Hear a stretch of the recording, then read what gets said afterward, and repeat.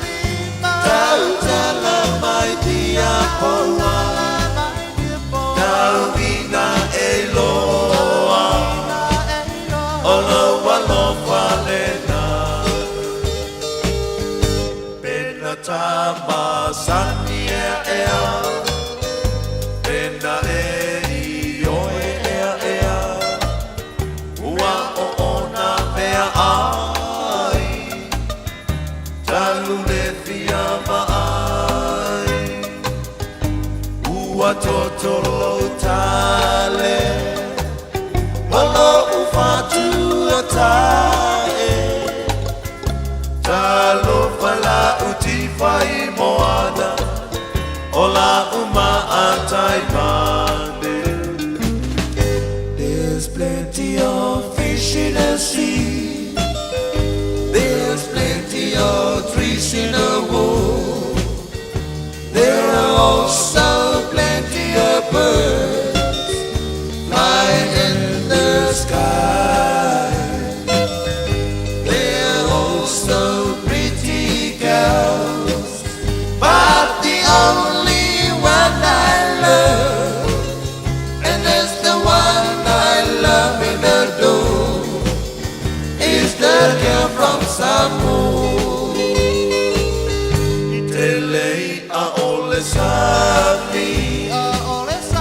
Telefonila aolevao, telemanu velelei ilelagi, teletene apakasi, ai sili ai oela ufele, ole la du Samoa, mate mai la tupua. Bete no aleimo,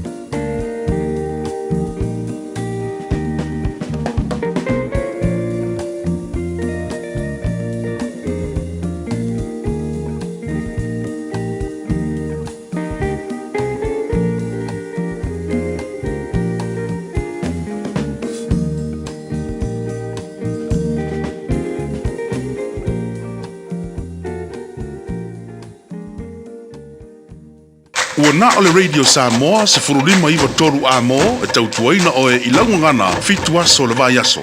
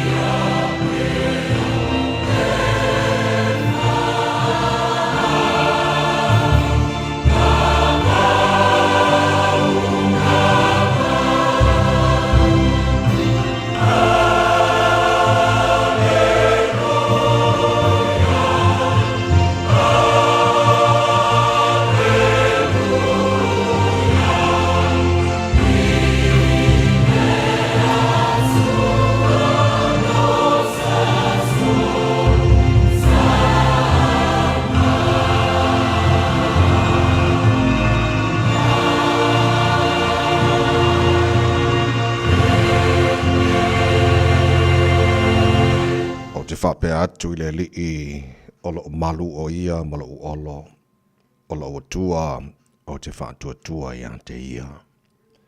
Wa o ia na te lawe ina oe I le mai leia le whai manu ma le wha mai e o tiai. E ufi ifo o ia I ante oe o nā paau. E te suru whai fo I lalo o nā paau. E whai alon wha maoni I mautare pupuni ma mea e pui nā I oe. Le tamamama nai. Vi I oile nei tai au sing-singi, ma le tai au te toa le asa fau ai a mai. A o ta pisa fafo atu I le palasi o le timu, whapena fo I Marsavili, le ma whai ona tu ua I lalo le loto e fia.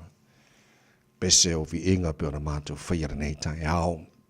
Mātou a mata le asa fau, I le mātou wha ne e ma le mātou wha manuino lo suafa siri ese lo mātou tua re nei tai au fau. Mātou wifo I uluma mātou wha pe atu e pa ia lava oe le atua mamalu.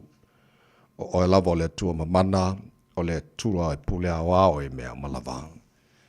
Le ai lava ma se e tu sama oe o le tupu oe o le wha vavau ma le li o le file mo. E tu mau e le liliu o lo walofa o lo wha maoni ma lo wanga le lei, o ana nafi, o le so tai hao o lavra ngata anga o mea malava. O le tupu oi o tupu e so I fua ma le vavau, e o lava I le wha vavau. A wa oi lava o le alefa ma le omeka o le amatanga ma le ngata anga o le mua ma le muli. O le tua oi la e le vi inga le malu o le tua oi pulpulu le mātango fie. Ta maa whaftaila o mea lofa lo le fau mātu maura nei tai hao, whaaftailo o lofa o le fo o tuta I manuia. Whai ngā mālo longa sa tofa whaai o tangata. Lele o malei fo mai tapa au mainga wala whai fo I whangunga le lei o auna. Whapena fo I mātou o whiala mai marifi whia nei tai au. O le mātou pese whaaftai lea I te oe lau pule lea lo mātou o tua. Whaaftai we whapopol nia sa fau. Whai te wino aso ra sui fura tunu mora mātou wola. Mātou o ria ni as for radio o luas furu ia so se te mar mātou whalaunga nei tu sanga mātou savaringa nei vai aso wha malo whaftai ta mai lo leo malo pui pui e mātou umalava le neu mātou tini tonuu o le asa muri o onga nei whanau nei vai aso o le asa muri fo I ngaruenga I ngātou le ngare lue le whai unga o vai aso te tasi fo I vi inga I ante oelo mātou o tua e le nei tai a fau mātou malanga o nei aso tau te mai ta maa wha mole I le whalaunga a whai nei. Manu ia whai wale a whengai. Male atunu ni yaso ato fa malolo la tu se fu tu tu ni va yaso. Maria onga de matu fa naulo matu tu ya malu tie pela tu le paolo o au a onga ia male aso mun mulu fo ya onga ni va yaso fa Maria fa va fa ngai malim tama tai fa ya onga a oina ne matu fa nau. Te malo fa ngia si matu tu pele Samoa Maria ona te tai Maria na yo matu ainga oma e de ngate Samoa ma se foi le lala mal papa ai na yo matu ngate Samoa so se tafa o le nei ke lope. Maria fo nei tu no ni silo lo matu no fo mama wai o le na fo te talo mo atu o malava o le nei lalo langi a matu ye pele malu lu nei vai tau o te sanga matu talo ia te tu roina le tapo inga nei matu tu asin sino le tu le ma fa lo lofa fa fo sia pero la tu se fu la le tino sin sili le nganga be o mola fa matu fa ia nei so fo e mai ia matu fa ia lava ina ia fo ide vi inga ia te oe te mafa mani tu tu al radio Samoa ni aso ato o matu wole matu fa au I nei me malava e ala swa fa manu malo Yesu Kristo lo matu ni mo matu fa ola amen.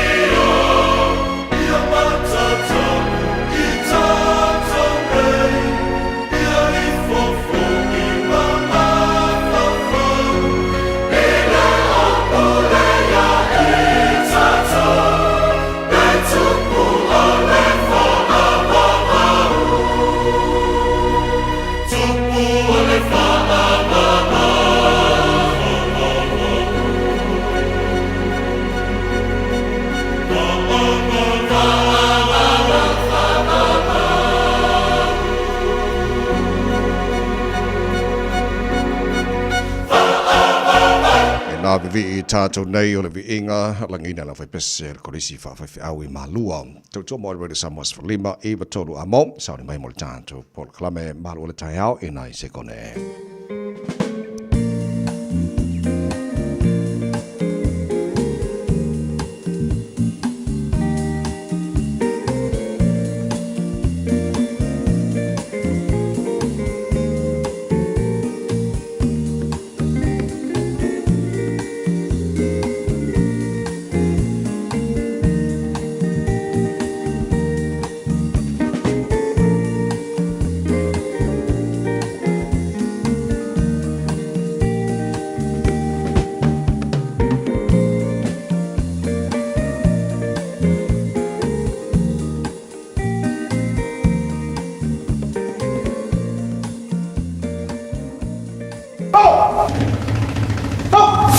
Radio Samoa, tasilima ivatolu amo.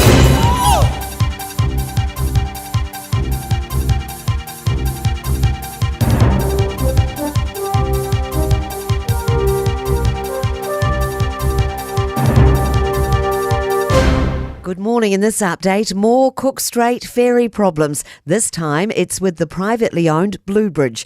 Its ferry Connemara lost power last night just south of Sinclair Head while travelling from Wellington to Picton. Maritime NZ says there's no immediate danger to the vessel, the 88 people on board or the environment. It's been working with the Wellington Harbour Master, the vessel's master and its operator. The Justice Minister says the gang patch ban will mean less intimidation and violence when it takes effect in November. The bill to ban patches in public and in the homes of repeat offenders passed its third reading in Parliament 68 to 55 yesterday. Paul Goldsmith says law-abiding Kiwis will get to enjoy a summer with less fear, disruption and drug dealing. He told the House it's the first step to restoring law and order. No effort to reduce serious crime will succeed unless we make progress against gangs. The jury in the Philip Polkinghorne murder trial will have a long weekend before they resume deliberations. Polkinghorne's accused of murdering his wife, Pauline Hanna, in 2021. The jury started considering their verdict yesterday, but were unable to reach a decision, so they were sent home. Court won't sit today because of a juror's previous commitment and will return on Monday. Israel has launched airstrikes on southern Lebanon as Hezbollah leader Hassan Nasrallah condemns this week's fatal exploding devices attacks. Moments before Nasrallah's televised speech, Israel confirmed fresh strikes. And the PSA says pay equity for library assistants is long overdue. It's calling on Auckland, Tauranga, Hamilton, Wellington, Christchurch and Dunedin councils to come to the negotiating table. It launched a pay equity claim with them in 2019.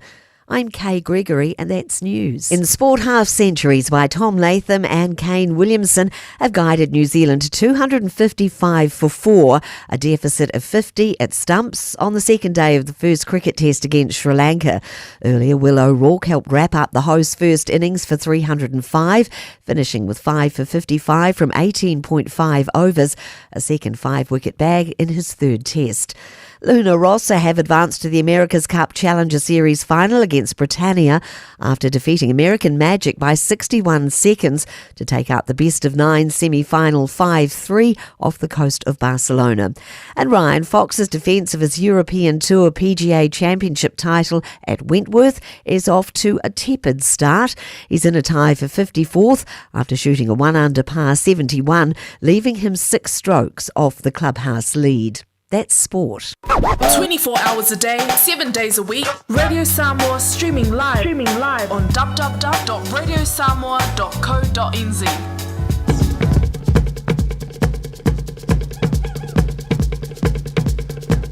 Mwana o wha talofa mo wha whilo ai mo wha tu lima le amatele lava mara mi ngau de tau wai sa mola watino pele ele pa ia mara mamalo lau wha funga angara nei fo i taia fau. O te wha talofa le sua whamara malolo tātua ri whaola Yusuke Riso le o tātua maua i le ola e le nei fo i taia fau i lo tau se fua mara mātua malosi. Mo mōna o wha atulau i le whaasonga o amulat folasa i o pa ia sau tu whawhasa mo o elava le amamala wha atulau tupum te mali i o whailaunga lau fula loa ma tula toa le atano a o whawhailolo lau whainga luenga le atua o au au na tofi le tāta matai le langi.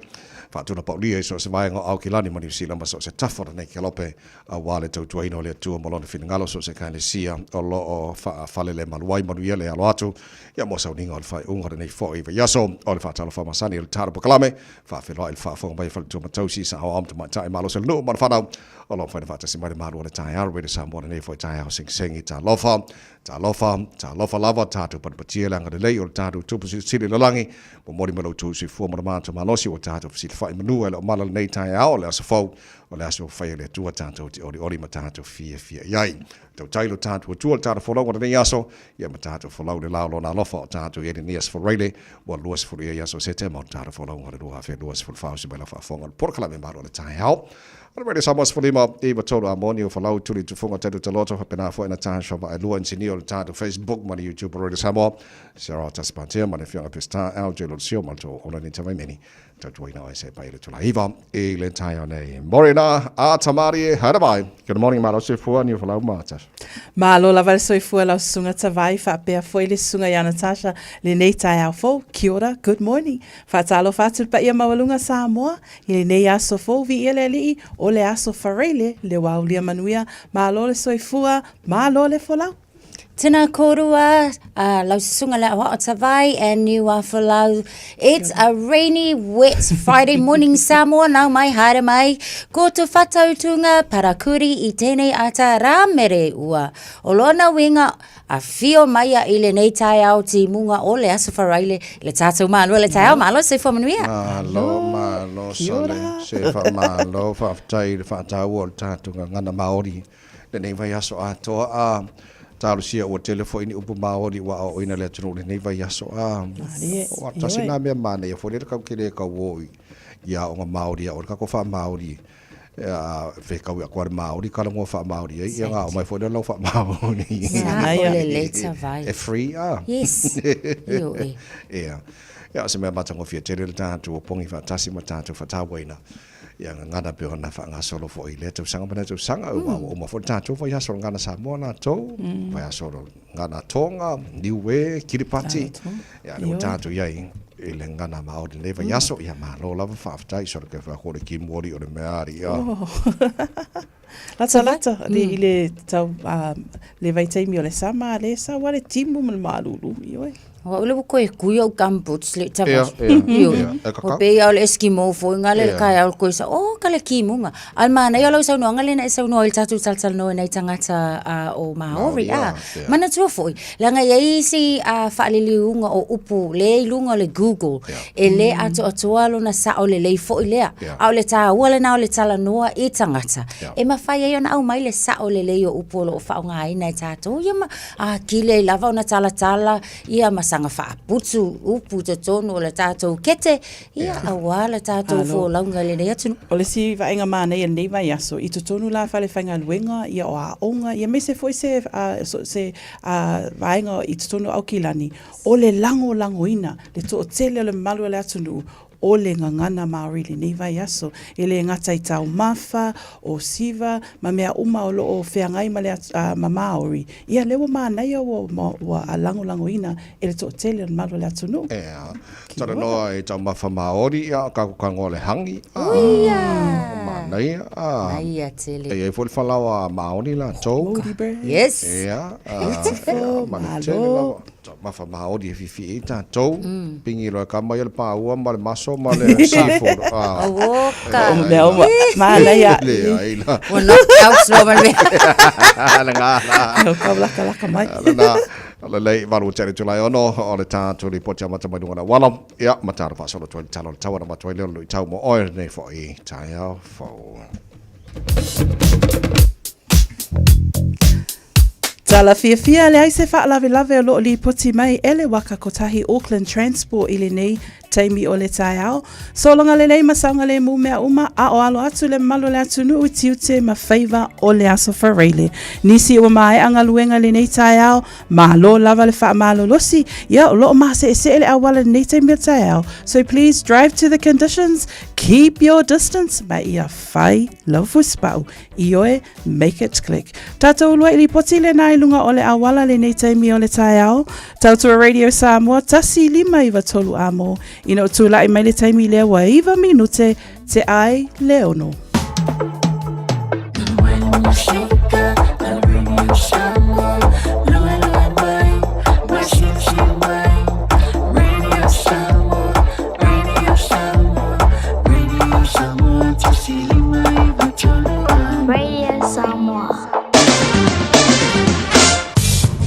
Ole vai ngā matala nei I le tala o le tau o le nei fo I tai au fau tamaki makaura au kilani no whonga whasalaunga a le Radio Samoa sfutasilo I le malu lu I le taimi o le tai au. Winga le tau le so o le a whasolo na pa ujimo I mamafa timunga I nisi o taimi o le so. O le tala fia la whasolo atu ina langi le lei I le fia na nei o le a whasolo nangi marosi mara savili mai mātu si sifo.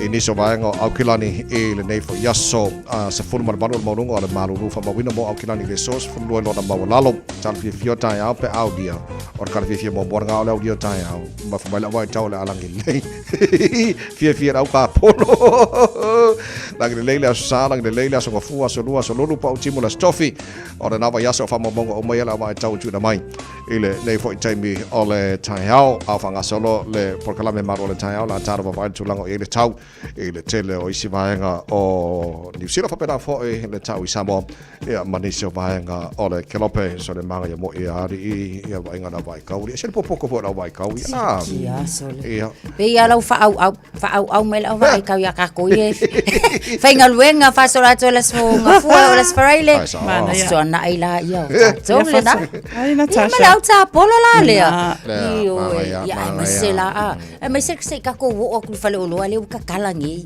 le mo fo ia vale ala le ispo tasi o tere tulai ono ia usi mai lo fa fonga o le lui tau mo tatu tau lungai le nei fo e ia so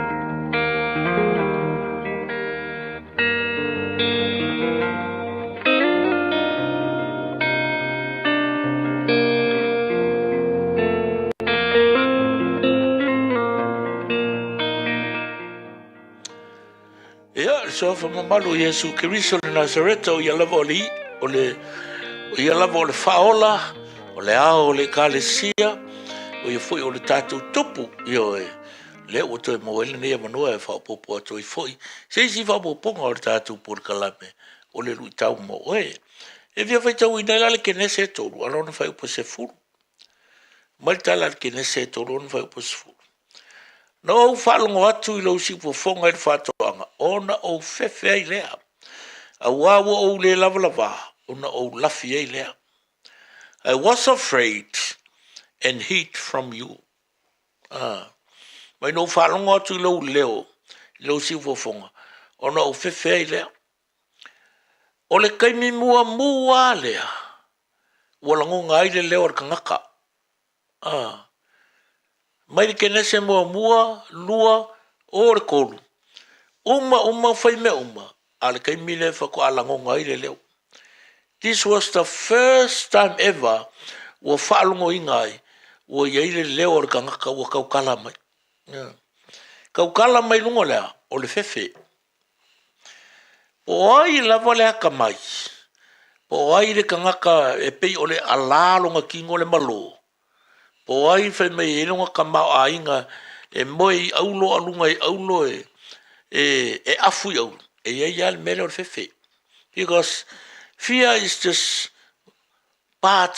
one part of life o le ngā kula me kaukupe health kamau ainga so ifo malolunga career kulanga I meo le marriage o meo kauivinga ma kausingonga le olanga ni o ele maliu le oki la fa America la apostolo o le ala I le manuia o le oki a kau ke fefe ia a o le mela le mana o ia challenge malu I lo loto it is faith in God that strengthen your heart o lo fatu tua I le tua e fa marosia o e ke ai le fefe o e vai nga kaukala mai al tangata I le tua kaukala mai fefe ma fua isia langa la wanga I lobo yele me wose ai se me wose a wa ke fefe ai alu lu mo le tua fa ko ese fa mo walalo e fa pe nga fo le va o e mo le se uso le va o e mo le pulo le kampangi por fa la popo konga por makanga luanga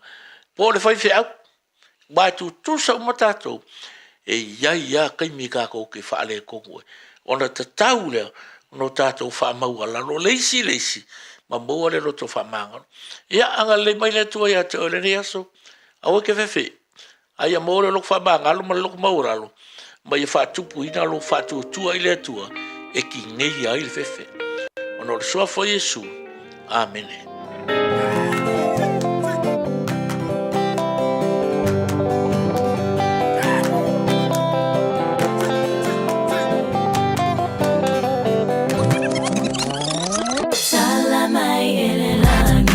Ole mamalu, ole sili sili es.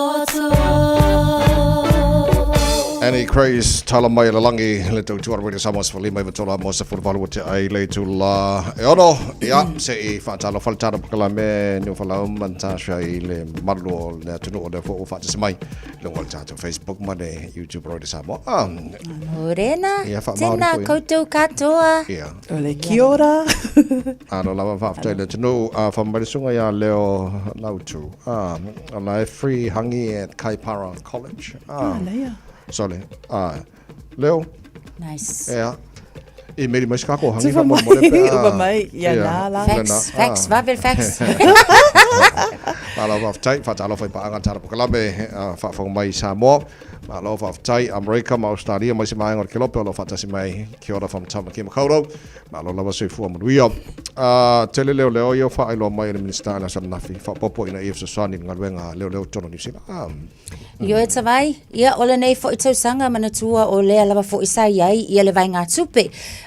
Tusa se lau iwa sumaltasi miliona tau sanga tā la, le paketi lea na tu ina mol mtanga luenga leo mo tau sanga e wha, au fiai mal tau sanga nei lua afe, ma le lua siful mal wha, ina ia tu e wha au popo ina, le whai tau au wha i onu umera o leo. Ele ngata le na wha au popo iai mal tolsu wha miliona tā la te sima leono, ina ia wha au penga ina ai leo lona winga, ia le leile tā penanga o tulanga fo ia mo le pui au leo time le nei sa iai fo lea le lato matatia e te tau ona lima se lau leo fai oni leo e mawhai ona wha au popoina I le mtanga luenga o leo o lea la ua mautu ma ua whaai loa mai foi ele pāle mia Christopher Luxon ai mai se foi o le minista o leo ia le komesina o leo ia Andrew Costa o lea ua mautu ma o lea ua iai le foi tau au whai leo numera lima se lau leo I te tonu o New Zealand o New Zealand ne o vaenga o leo ua vai ina iai le lima se lau leo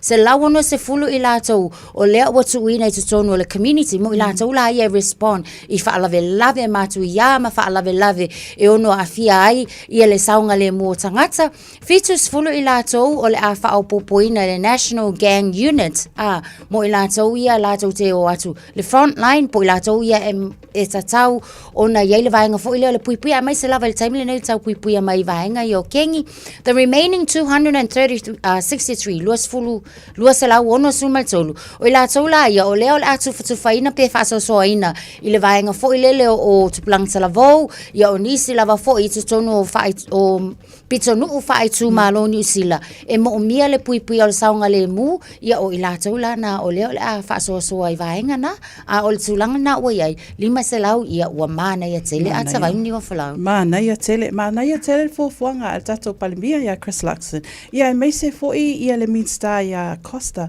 ile leo lea la fa ilo mai ua tele lava walu ilunga le numera o lo apalai ile taimile nei ai mai se foi le tau sanga le alua o lua wha o lo whailoa mai o le masina lea o Iulai lea sa sili ai le numera o e na apalai mo ngā luenga lea tutono na tanga luenga li malu al malo lea la e whamai afe tolu se lau mo tupu pe la ua mawalunga pe lau mana ia lea la lea wa saunoa mai ia le palemia e mai se foi le minstao leo mo le vaenga lea 5 se lau mo le saunga le mu le malu le asunu ma naia tele le fuafuanga o le tele o vaenga na foi na ona o le ava o taimi o me o tele o vaenga sa foi sa promise al malo il campaign o le winga fam talanga foi le o se malo le o le multai i mea na lato whailo. Ai le whaila pa loto tau sanga te atu nei. So, o le sifisili tele foi lele.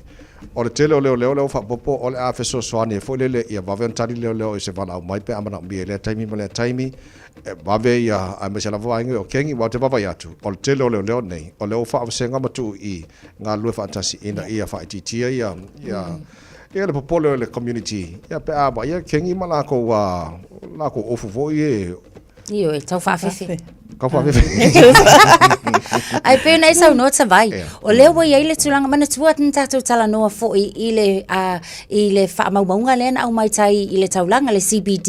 I le whaiti ai foi lea o le numera o whaalawe tutupu ia po le crime rate. O le tasilale na o vaenga mua lea ua mole mau mai ele mtanga luenga leo. Le ta ua ai ma lea ngā o le whaopopoina o leo ia ma le tufaina o leo i tua ino whanga nei. O le tau taho fia ai ia ma le pui ngai la na o le saunga le mua tangata lau tele. Yeah, so o vaenga na leo whailo mai lea sara nafi mo le silifio lea tunu o te leo lopo ini so tātou sa mo o leo o le vea i tono leo fo i o whapopo a ia mantua fo ilanga talala vanoa leo fo lele ia mo sa moa ma le Pasifika antoa ma ori palang ia tarsia.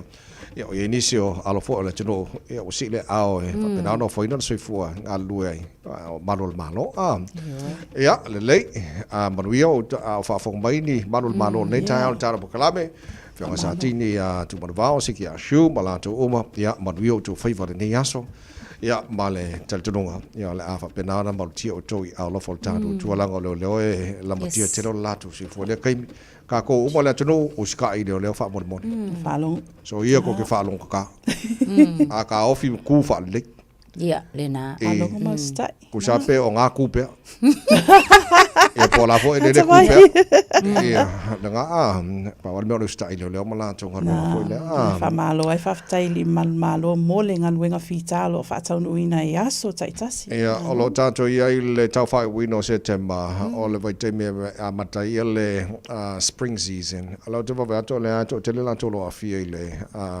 kofikia o le lava tavai o lo whailo mai le taimi le nei le mtanga luenga soifu maloloina wha apea fitu se lau luas fulu valu cases i le vai aso te nei tolu e o whanua lato soifua ia o lo whailoa mai foi o lo iai foi ono sfunu van le wha o i lato o lo iai pe tutonu o maota ngase lea la ia o se whamanatu ma se whafangu pea ale polo kalame le malu tae au ina ia whaataunu uina pea fuanga lea wasila fian malo le atunu a wā foi o lo o tau soifua ia ma tau wola i le ai taimi lea o lo iai pe le koviti ia ma tau malulu i le taimi le nei so le se fulu lima la tangata ia na lipotia i le vai aso lentua na ia tu nei to a lima o la tau e mai au kilani lava ia ia e lua mai Waikato Nelson ia ma le Southern Region ia ai to atasi le maliu mai Northland ia whapenga fo i Tairafiti Hawke's Bay and Canterbury ole tawa fo i le ia te au mana tua le taimile nei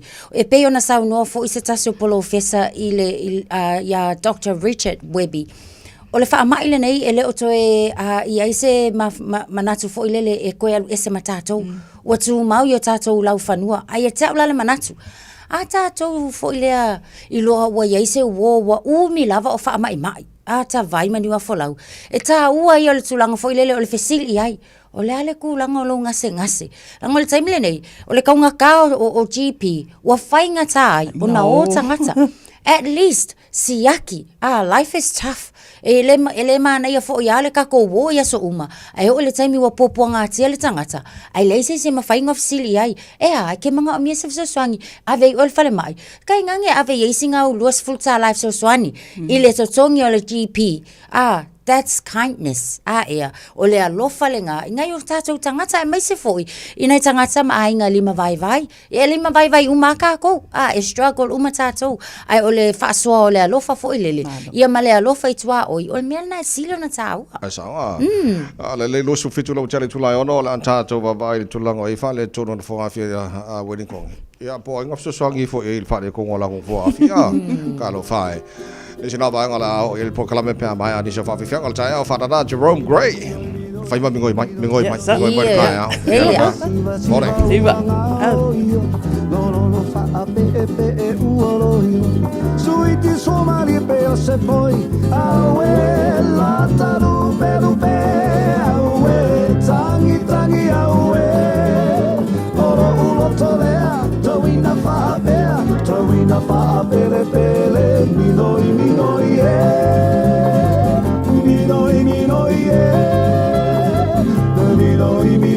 ane minoi mai ala upele te anuina uta i mato o tuolo u ofisa e su e ai so fa amanu malela so ia e te alu fa ala aue la taru pelupe aue tangi aue oro ulo tolea tawina fa pele minoi minoi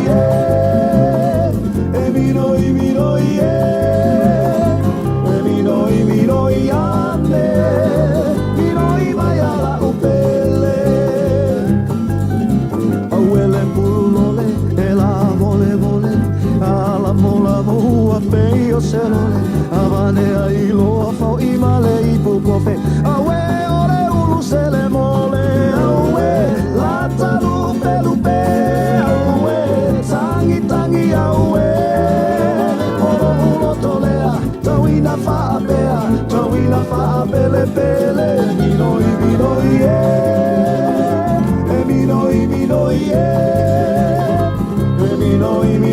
ane minoi mai ala upele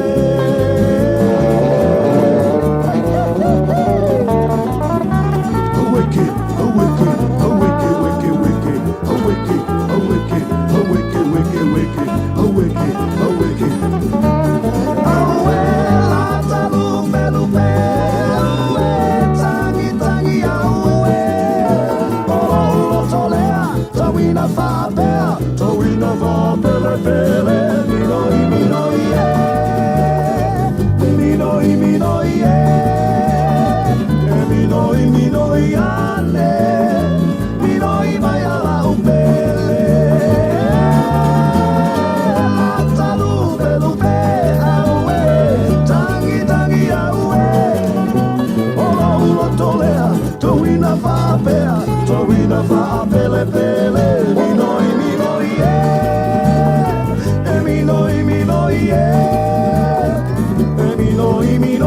ane minoi mai ala upele minoi ane minoi mai ala upele minoi ane minoi mai ala upele minoi ane minoi mai ala upele Radio Samoa. Taslima Ivatolu. Amo. Fie mea whai mga yoinga le topi tunu ua awina atu ona o le lango a le Auckland Council e ala mai i local boards. A whai o lea fia nei loa i le silia ma le selau tolls fulu ngā yoinga. E le aise tutongi pe i titi fo i le tau i le wha moe o le Auckland Heritage Festival o le Neitau Sanga. Mo le mau i le piitanga o le Pasifika, matama ki makaurau e ala i Savalinga, tala no anga ma whaalinga. Mai le aso luas fulvalo se tema e o atu i le aso spuma tolu o Okitopa. Mo nesi whaamtalanga tanga iane i le awa Auckland.nz. Ele ai se totongi o au nanga ale mapumaya mo ainga e mo omia le fisosoani. I au nanga ale soifua maloloina mafale e nonofo ai. E mafai o na whaafsotai e le mapumaya ia au nanga. E fisosoani foi le mapumaya pe a mo omia se whaamama avenga. I tau mafa mo taimi whaingata. Ma whaalave whaafua sei pe a mo omia. Whaafisotai loa le mapumaya i le telefoni o valuselau. Lua tasi, lua. Mai le afa le valu le tai au i le lima i le afiafi. O e fufu e whaatau ese lo fale. E te manao i stangata e whaalongo ia oe. Tau tua mo oe. Ma malama i laungangana. Vala au mai loa le malu mawhatau Bob le malu. I le olua tolu ono o lima lua iwa pitu. Olua tolu ono o lima lua iwa pitu.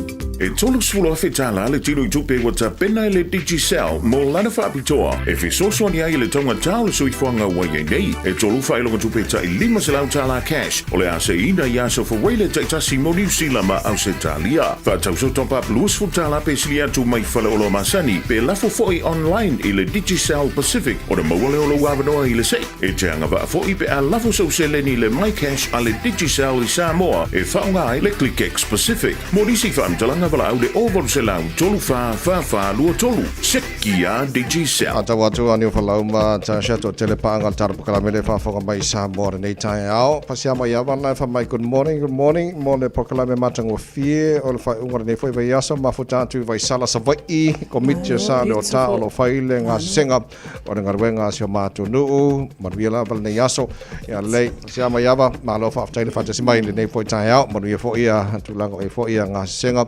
ia le ngā te leo ngā ruenga whai wa mea ie masa nei e fio angai Samoa nei a mapopo a komiti ia o le mapoponga whai na o le whaalu maina ma ia matutu whai whai 99 tonu o fio anga te tasi le lei o le sunga lumanai ia o le whaafonga mai Samoa ma no fa tele mana ile fa des mal tara klame na família la sa wele leo inge Hara mai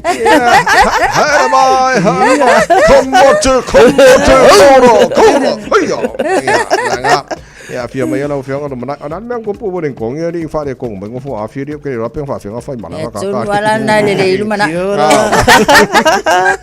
Yo it's vai wata ole fa le tonu services pe ole fa tonu wina cancel train services I Wellington o le lava o fa tonu wina le fa sea po le solo tete o le au fa ngaluenga o e o lo fa tonu wina ia malanga ano fo afi I Wellington pe ole tulanga na o tula mai pe la le aso lulu le fa ilo mai le tato news ale RNZ news le netao fa pea o le po ale aso lulu le sa fa pea sa to tele le malu le atu nu ai mai se ale taimi le o ma navanga luenga o fa tumulia le mele e po e la no fo afi fa pea o ile sa ile fa le tonu ona o le tulanga le o sui umala to services and fo afi e fa nga ina ia pasi ai ui lea o nisi o lo iai I le taimi lea o lo fa sea ona o le tele lava o malanga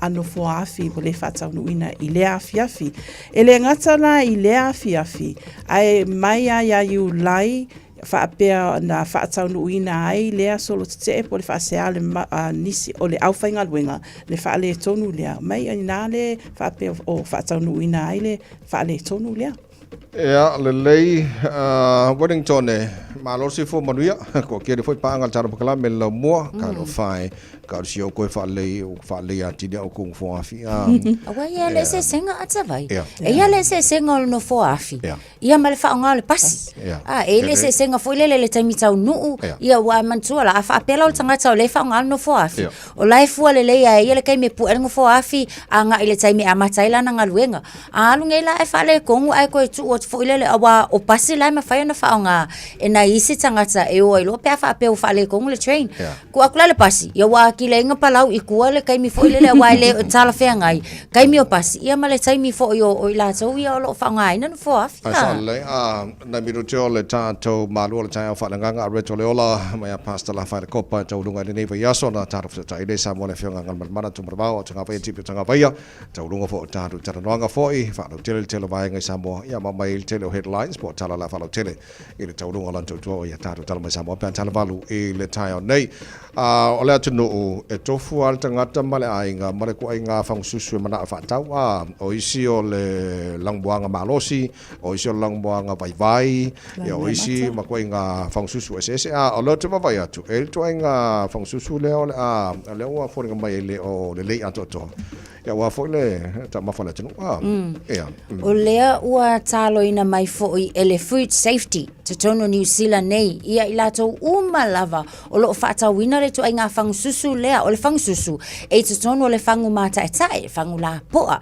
so e mawalai te tono le whangu i whale o loa supermarkets e mawhai fo ina maua i te tono o vending machines masingi fo i e la iti le te tū solo ai te tono o le malaiva alele i e mawhai fo ina tū te tono universite kele la masingi ngā e i la tama i whangsusu na pupu mata e tae le tino o le whangu le na o lo tonu o le whalavelave le wata ua nei taim nei o lo se bacteria o le ua maua suenga o no le susu mata te atu ulava fo i le raw milk le o lo o au maia so o le susu fo le kai pe o le susu povi aso la ata vai ni fo lau le e mawhaana au mai mata i ona whao ngala ia le o le taim le nei i suenga o lo se siama e mawhai o na afia ile tangata o le bacteria ia ata ua lo le bacteria e so solo ia mai tele ni o na afianga o le nala ua au mai whapea na mata ona whaatawina mai i le aso luas fultolu au kuso se ia o i le aso se fulu fiso se tema o lona winga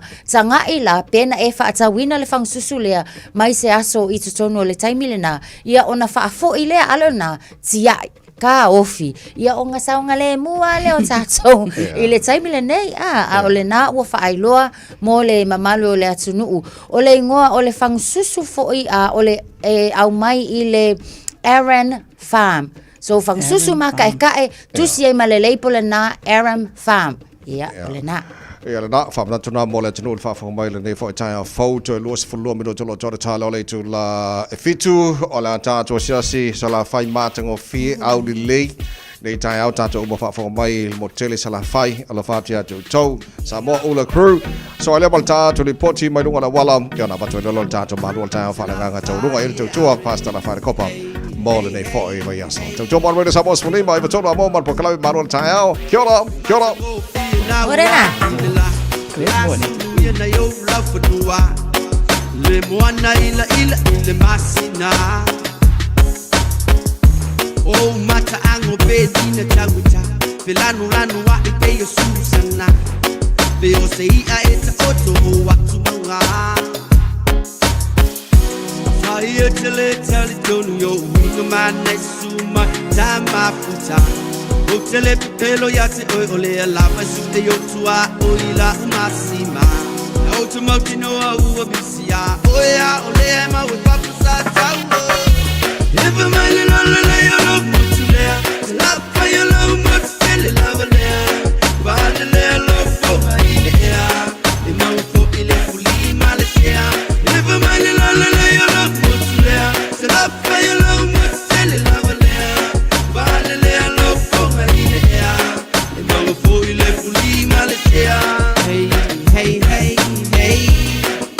Till I fly out of hey, hey, hey, hey. Oh, I'm a if no malau, I'm a new. Oh, to my bed, Father, I'm a malu lava, oh, no, yes. Fa mole, fai ma advice. Le I see tassi falling a matter. E pele lava oilo fatu. A fai uangalo ya oile a lupa male loto mawala lo sauko ila oi. Saufa ima iyo auta fa se ifai le a lofi amatai ole lu. Fa long ole le se fai mai o se upu. If a male lo le a lo mutulea. La fai lo mutele lava le.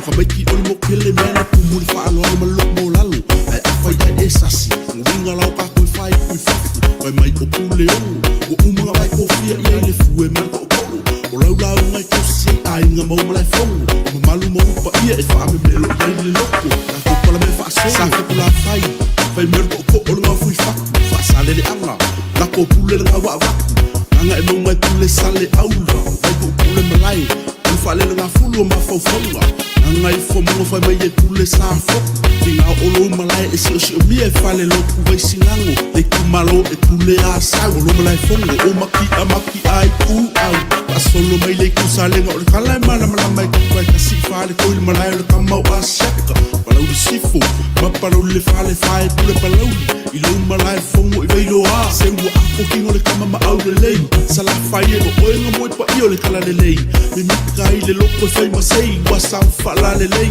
le mo fa me ma fa la sala fa ye au le lei Never mind la la la ya lo mutule la fa ya lo mutule la le ba le lo fo ai le ya e ma fo ile fuli male sea Never mind la la la ya lo mutule la fa ya lo mutule la le ba le lo fo ai le ya e ma fo ile fuli male sea Hey hey hey hey la fa ye au le Hey hey hey hey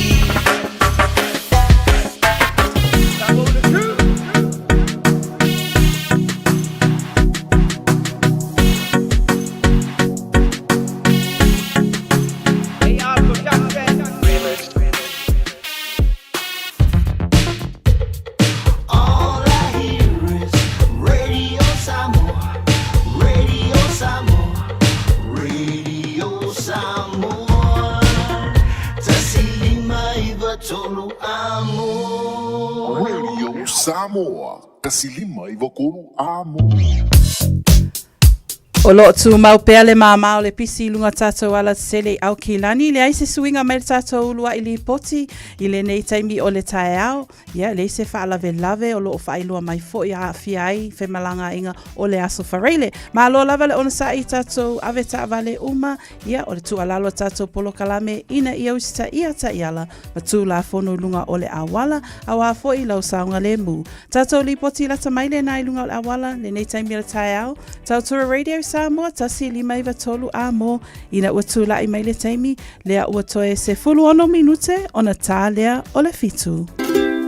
Talofa Samoa wa ule nei o kasputi alu a wale suia le ngila ua ule kio a eva mai ina se fulu lima iwa kolu a mo Radio Samoa vevela a Bread of life sent down from glory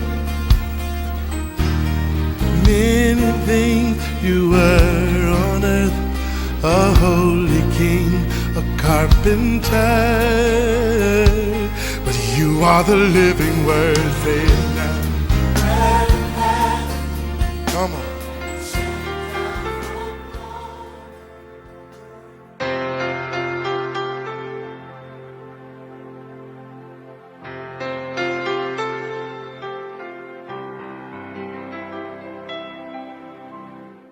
Mai le tatu pol kalame la reto le ola ile nei fiaso o te fafilo il tatu tunu ma nor so ifua manuia o le luar konito momua al fai upo iva e fa pea a o imato sai o mato loto le manatu o le aoti ina ne i o mato fatu tua ia te imato a ia fatu tua ile tua na te toe fatu wina e woti o le upo mo le aso le nei fa pea e mawhai o na laweai le tua ia te oe.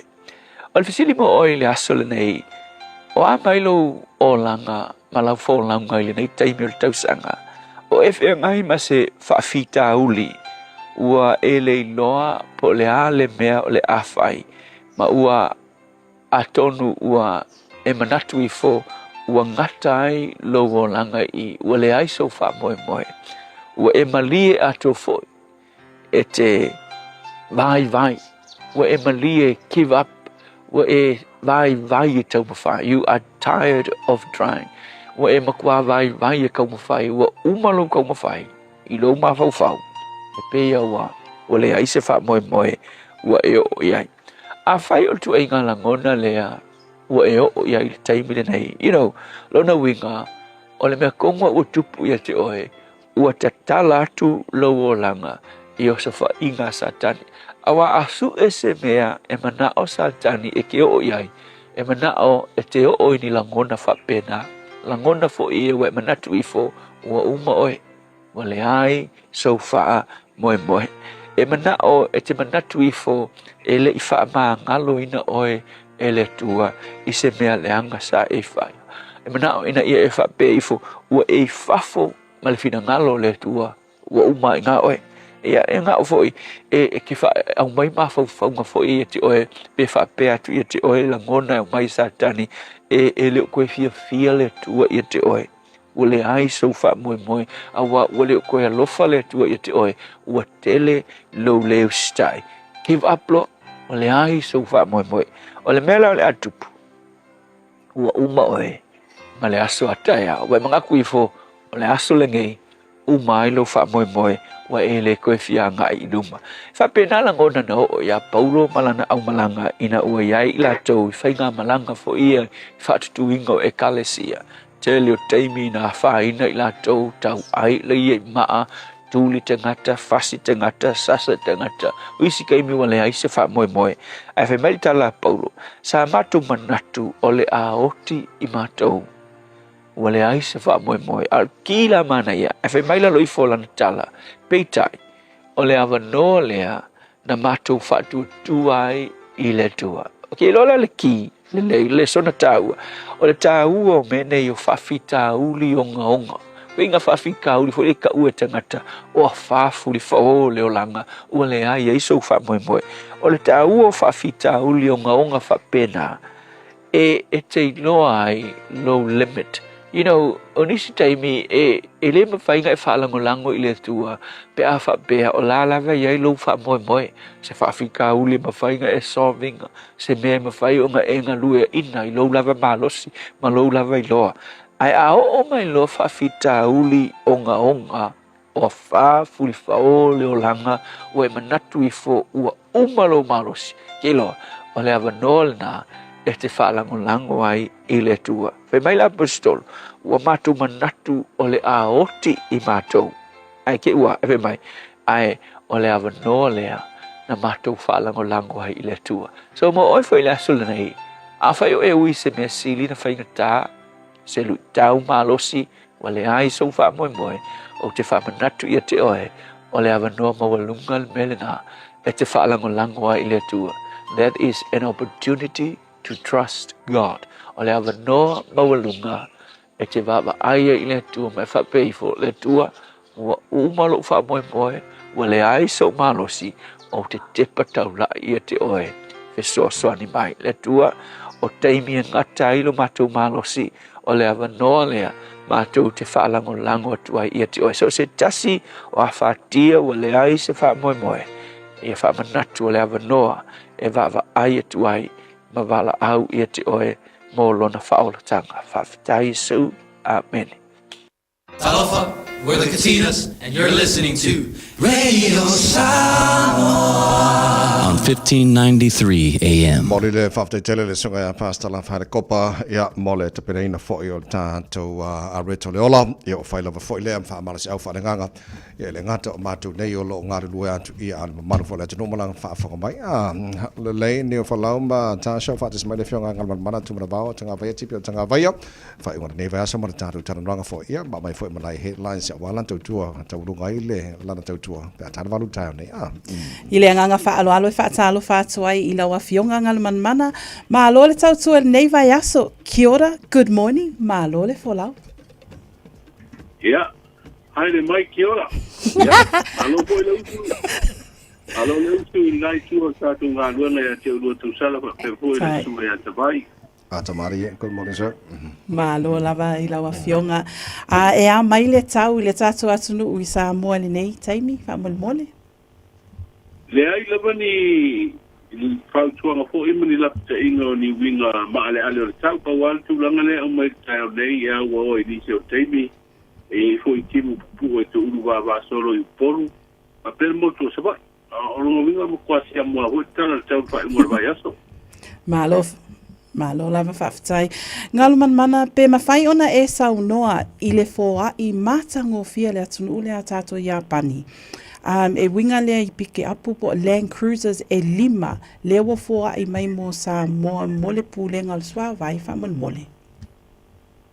Paftai wai a mata mai le mta upule le fōa e 5 yaso le maloanga leno Iapani.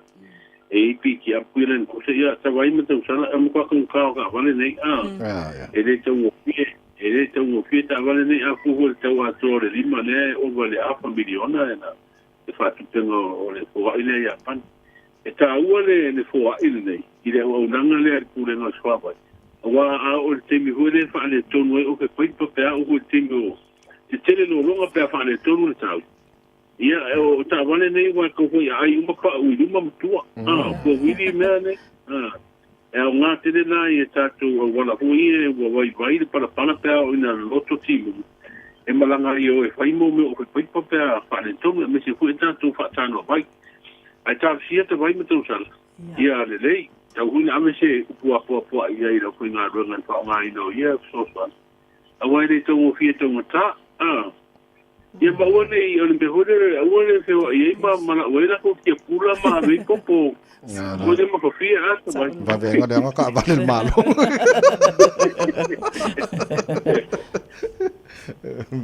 Ai ta ua tele, ta ua soa I va tai fo I le malo anga lei awai ele ngata le so swani o nanga me el malo.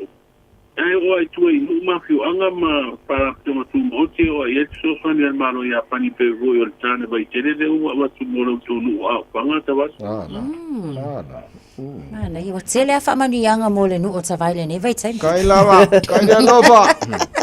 Ia, o le whala mai tau atu I le vai taimi fo I o le tātou whonutanga lea o lo manei le usui ai te tono se tātou atu nuu.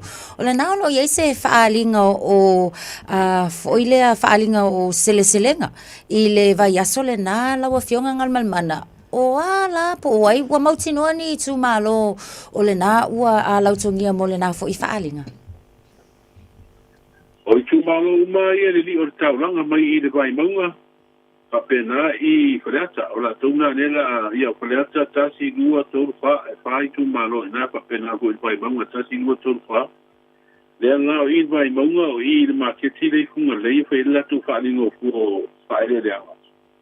O la auto whatoanga. Ia ma I le malaita alo le malisi le whai ai, o I tu malo o le whareata tasi ma whareata lua.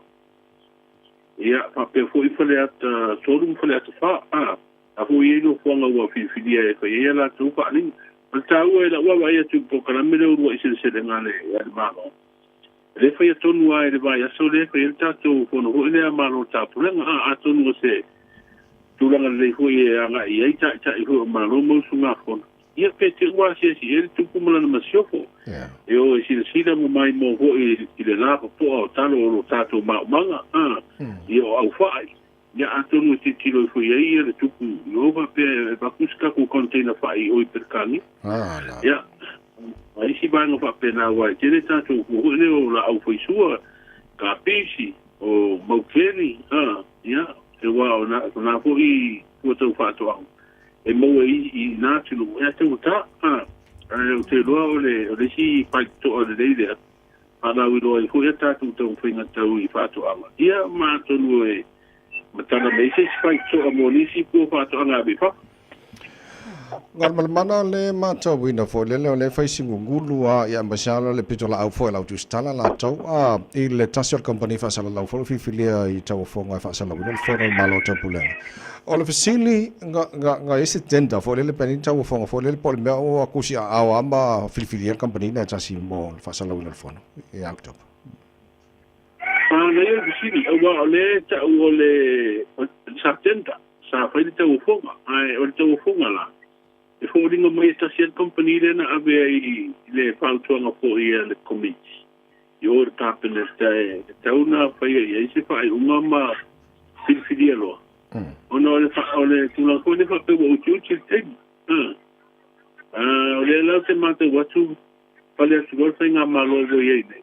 E pale atu whainga malo o iei nei. O le vana le ye de fa un ota to te malo fono le malo tapne a kuala ile lua fi mertasi lua fi merelua lua to e lo asa taunga te pena ina ia le foi o tau fonga ia o ka ku mai sa o tana foi le vale uma vale Ele dalia foi va. awa o le la ku a le ko to ave po me o tau sanga le na ave pa to ngale tapele o ku te me fi do ia le le vote ma o isi li poti sa mo mua ave le approach le committee le o le pasar la huele Australia hermano Australia APC bella to ma host broadcaster o le fono ai na o mai ele fam tolanga le APC hermano Australia o nga na te un pai e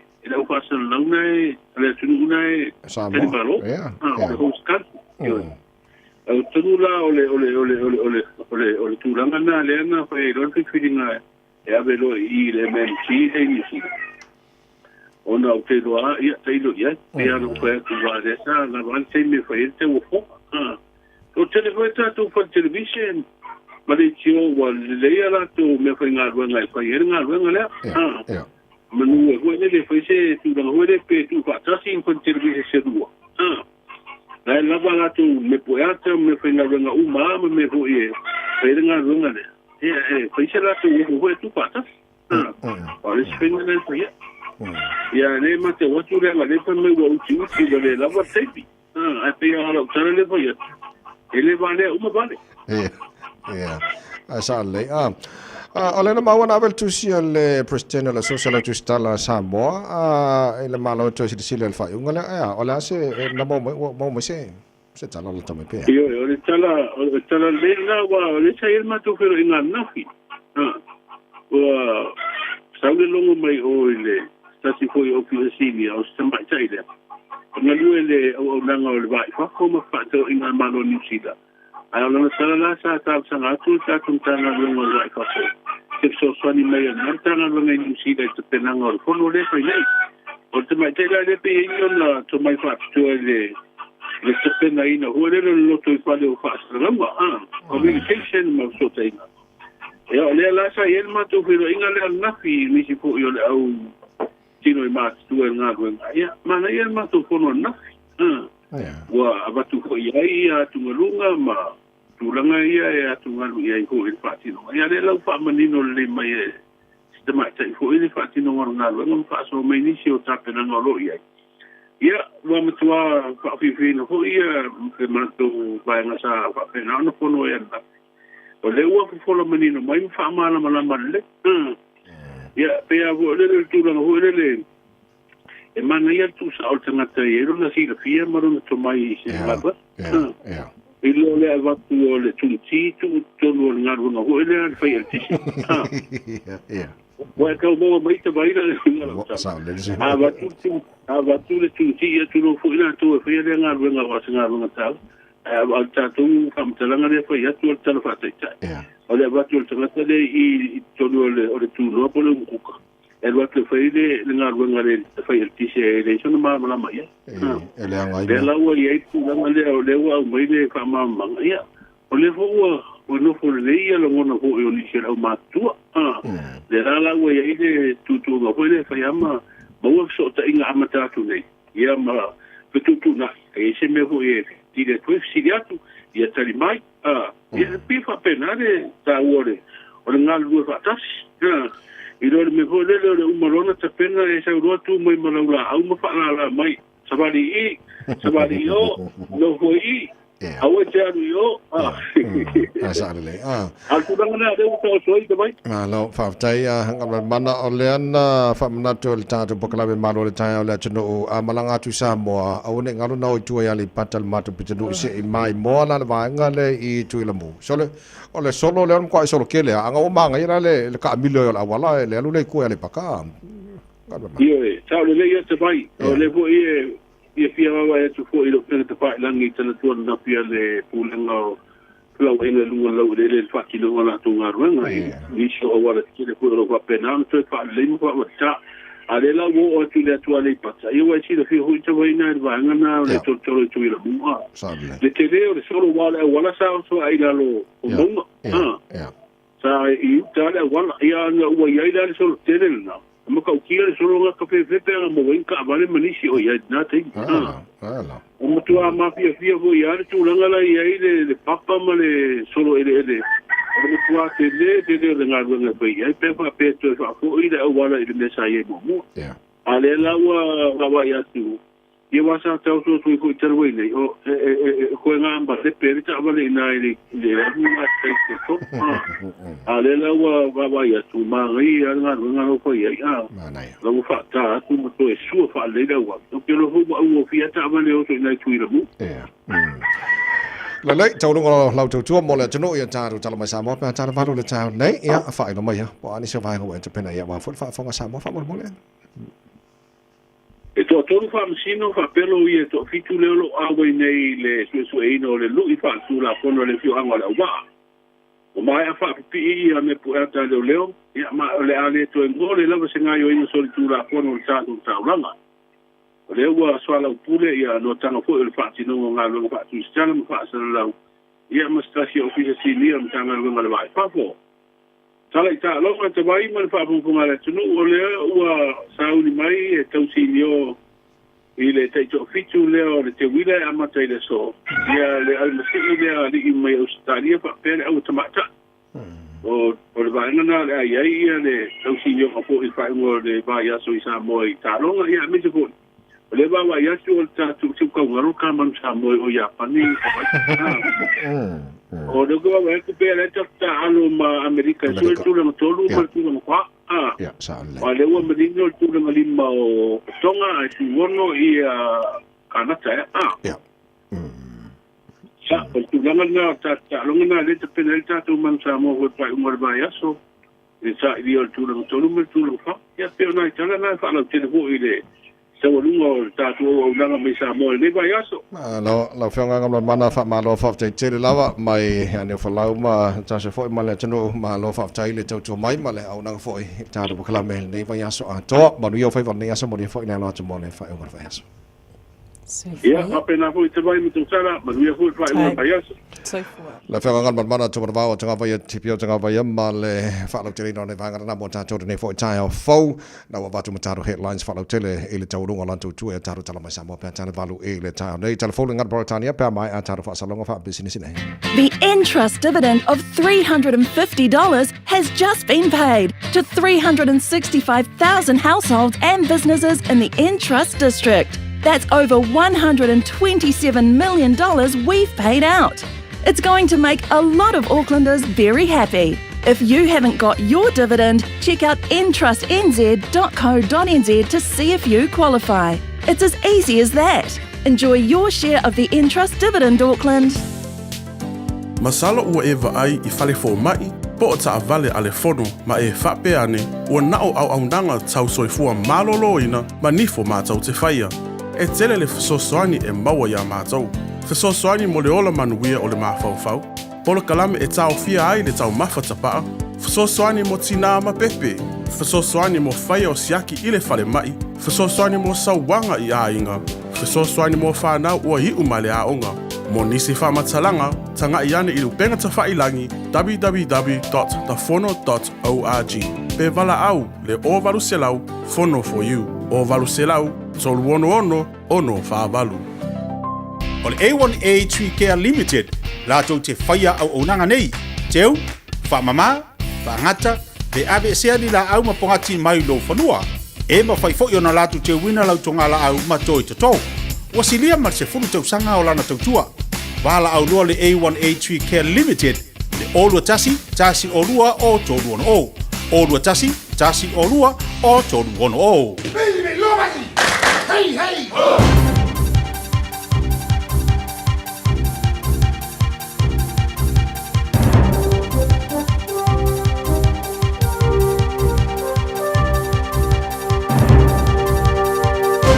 In this update, former Prime Minister Helen Clark has told the United Nations Security Council it's disturbing nothing's been done to implement the Council's resolution calling for a complete ceasefire in Gaza. She addressed the Council overnight as a member of an independent group of statespeople called the Elders.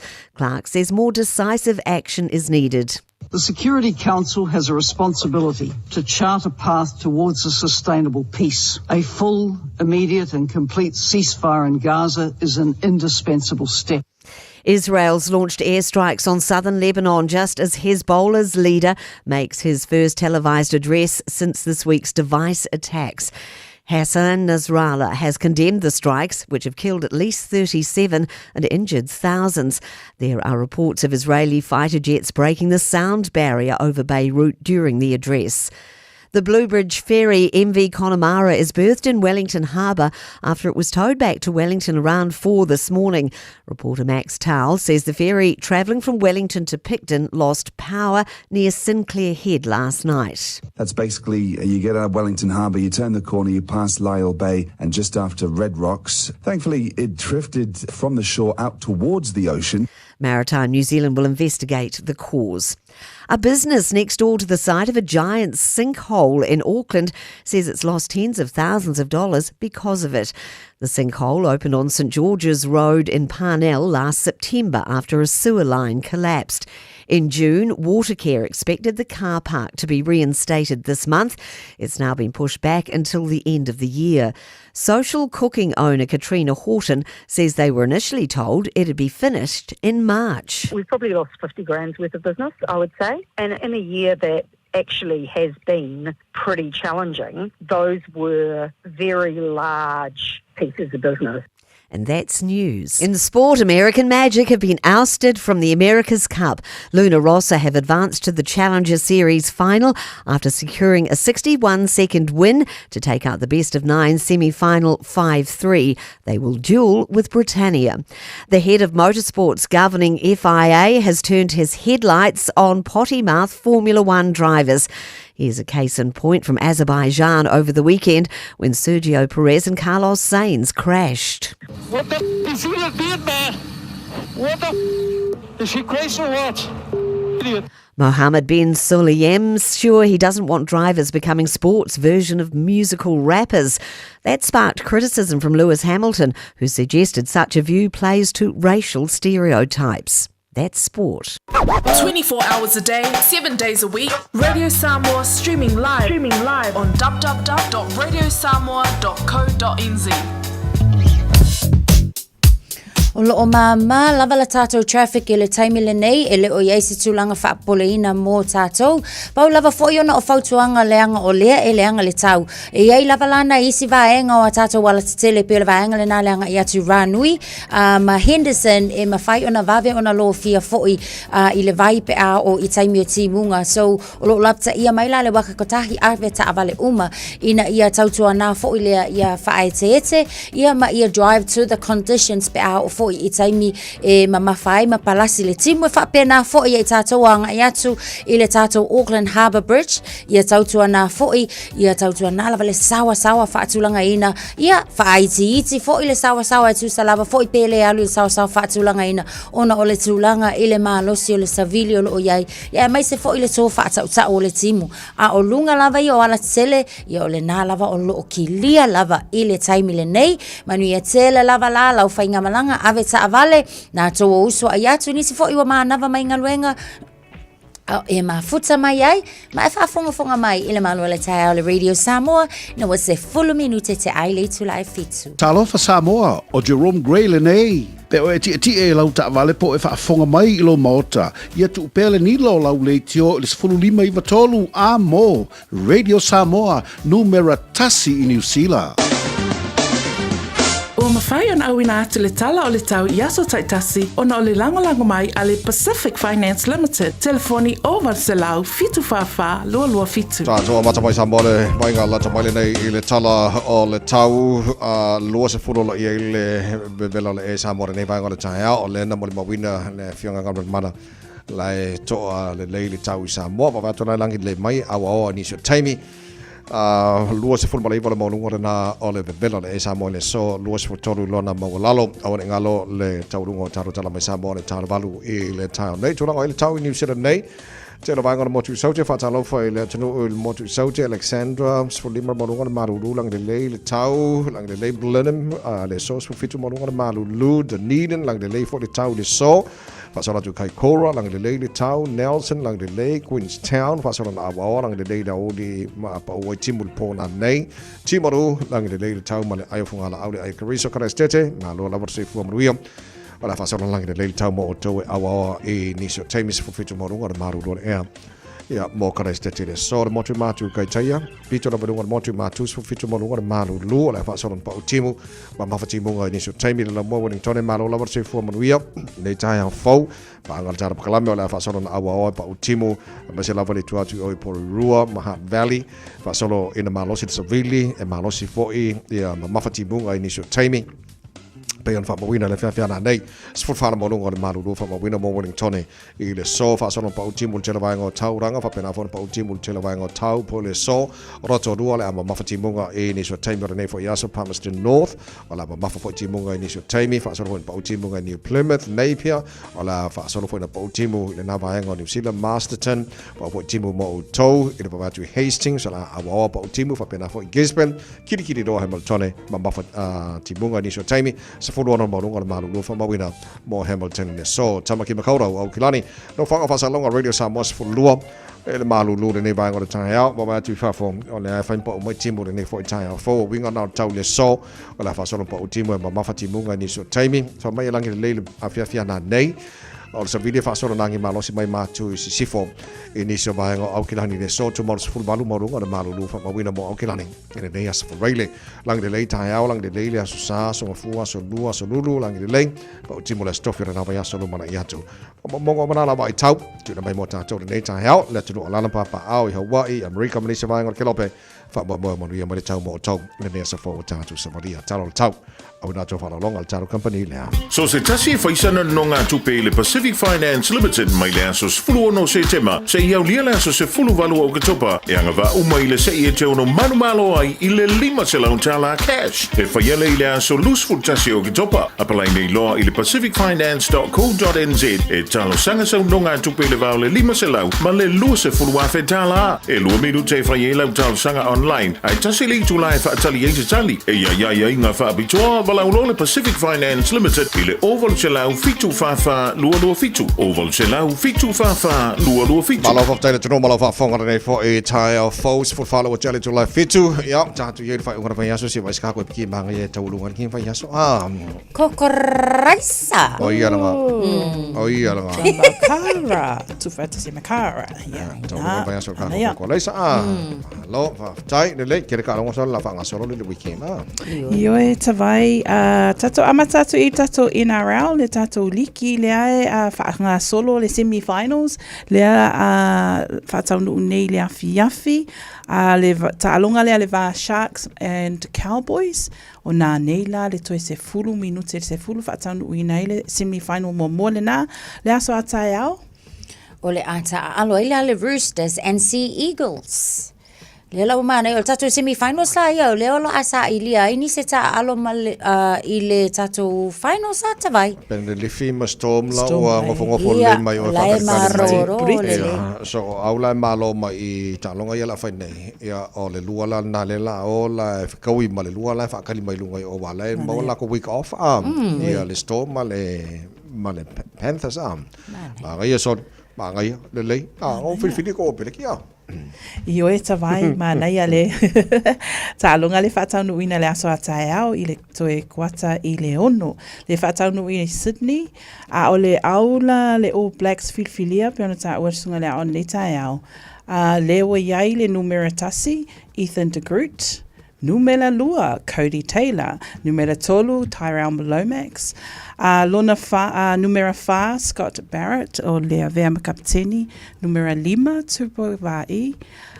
Numera 1, Wallace Satiti. Numera 5, Sam Kane. Numera 4, Adi Savea, Vice Captain. Numera 5, Cortez Ratima. Numera 6, Damian McKenzie. 7, Tassi, Caleb Clark. 7, Lua, Jordy Barrett. Vice Captain. 7, Tolu, Waiaitato Rico Ioane. 7, Will Jordan. Ia whapea 5, Bowden Barrett. Ia matato au leo. Fa leo. Olo yeri 7, Asafo Aumua. 7, Tamiti Williams. 7, o Basilio Tosi. Ia mat 7, Sam Derry. 2, Luke Jacobson. Whapea 2, lo iai oi 2 o lo iai TJ Perenara. 2, Anton Leonard Brown. Ia male 2, o lo iai le susunga lea Sevi Reese. Tato au nata vai ma Natasha. Ta alo male au lea tato mai Australia le aso atai au. Lala le taimi al tato ta alonga whaamale mole lava. Pea na o mata watu ta alonga le whaila o uli o Australia. Or kuatala i le ono. Tato. Te lo termina nela lai mai ta longa me Australia. Ja, to te foi aro Samoa lai fili mo Australia mo ta longa tai au. Mana wale la ka kikilo ngai. Po foi au ngai wa foi au ngai mangi sila. Foi au ngai sila le i lo peleki foi au ngai sila lai foi au ngai mai o Australia. Sa ngaru du foi tono lo peleki ya Joe Smith. Foi au ngai Australia. La ka kikilo la po ai lai foi au ngai le akamai. Whapsenga kamakar. Sa olele la vatava. Go the ABs. La lele. Alo fo tato Black Ferns. Ai na mai ala to ta alonga lena whaia ina ia ene langi. Au le lau alo tu lato ta alonga ma ai lani. Ile asonga fuala lea ile taimi a tato New Zealand. Ile asonga ia o le asonga fuala ile sotolu se fulu o se te ma lea o le a whaia lato ta alonga. O le ato e whaala wiloa mai. Ia suafa o le lato au o le a pikia. Ia ai mai se fo ile taimi. Lo. Ja, talonga mana. Talonga na. Ja, de lei, maar doe je le alo atu alo mtama fara ole tino. Ja, mo talonga ole ungara ni foi vai aso. La lei ole talonga de vai aso le por club ngal por tania. Think a minute tala so ai pema pa mi feka male tati ara band ole fa for por club ma ole taia. Or when someone's for lima i tola mo. Lona los fulo nei aso se te mol tara fulo ngora dua fe lo se fulo mal fa. Hello to le manongi ole tua tano.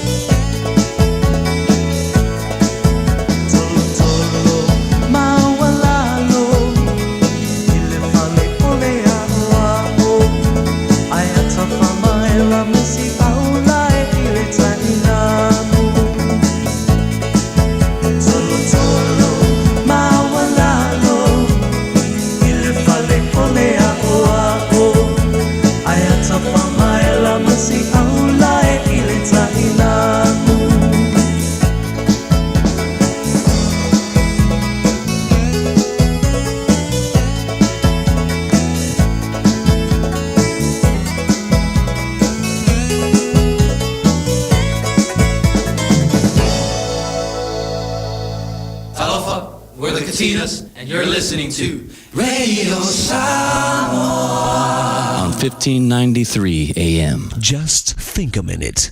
It could change everything.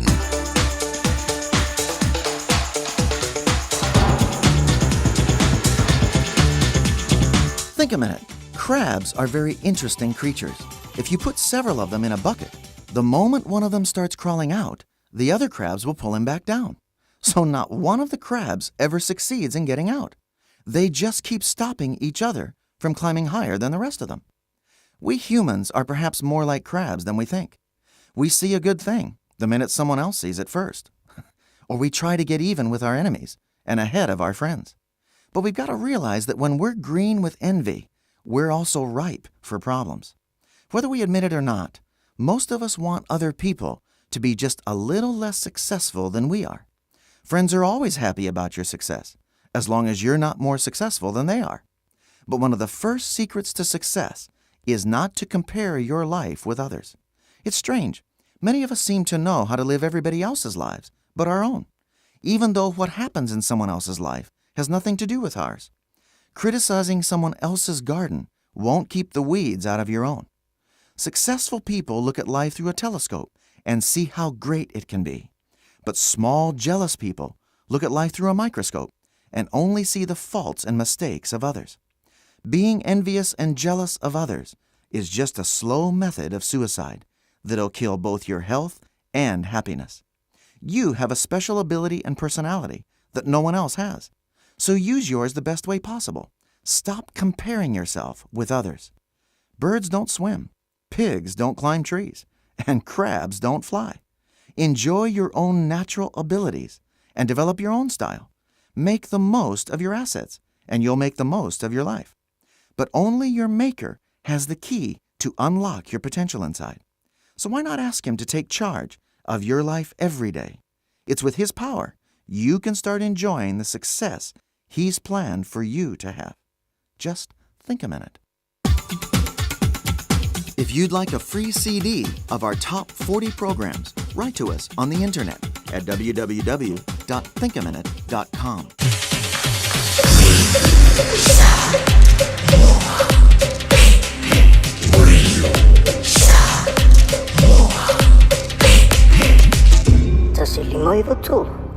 Lo se tolu mala familo jalo jale jula fitul pokla me malo le ta radio samos falima eva tolu amo tar fam yang asfana pa for fitul le ta nei na ta sham le fa lau fa tas mai le fe ngale lo li le fe ngale mana le pula le jimana ta lo ta to le potolo nei fo ia va yaso Tēnā koe and happy Friday morning whatalo whātu i le angang whalalo nei tālo whionga man malo lava foi i el tawata i le nei vai aso. Kia ora malo lava le soifu monvia malo fo le tawata i le nei tai au aso muli foi o le tātou ngalwenga le whai we foi ngalwenga whai le tātou Radio Samoa i le tātou team malo lava dusu nei tai au whapelo i foi lava mal whaalalo lau stunga leo tawai.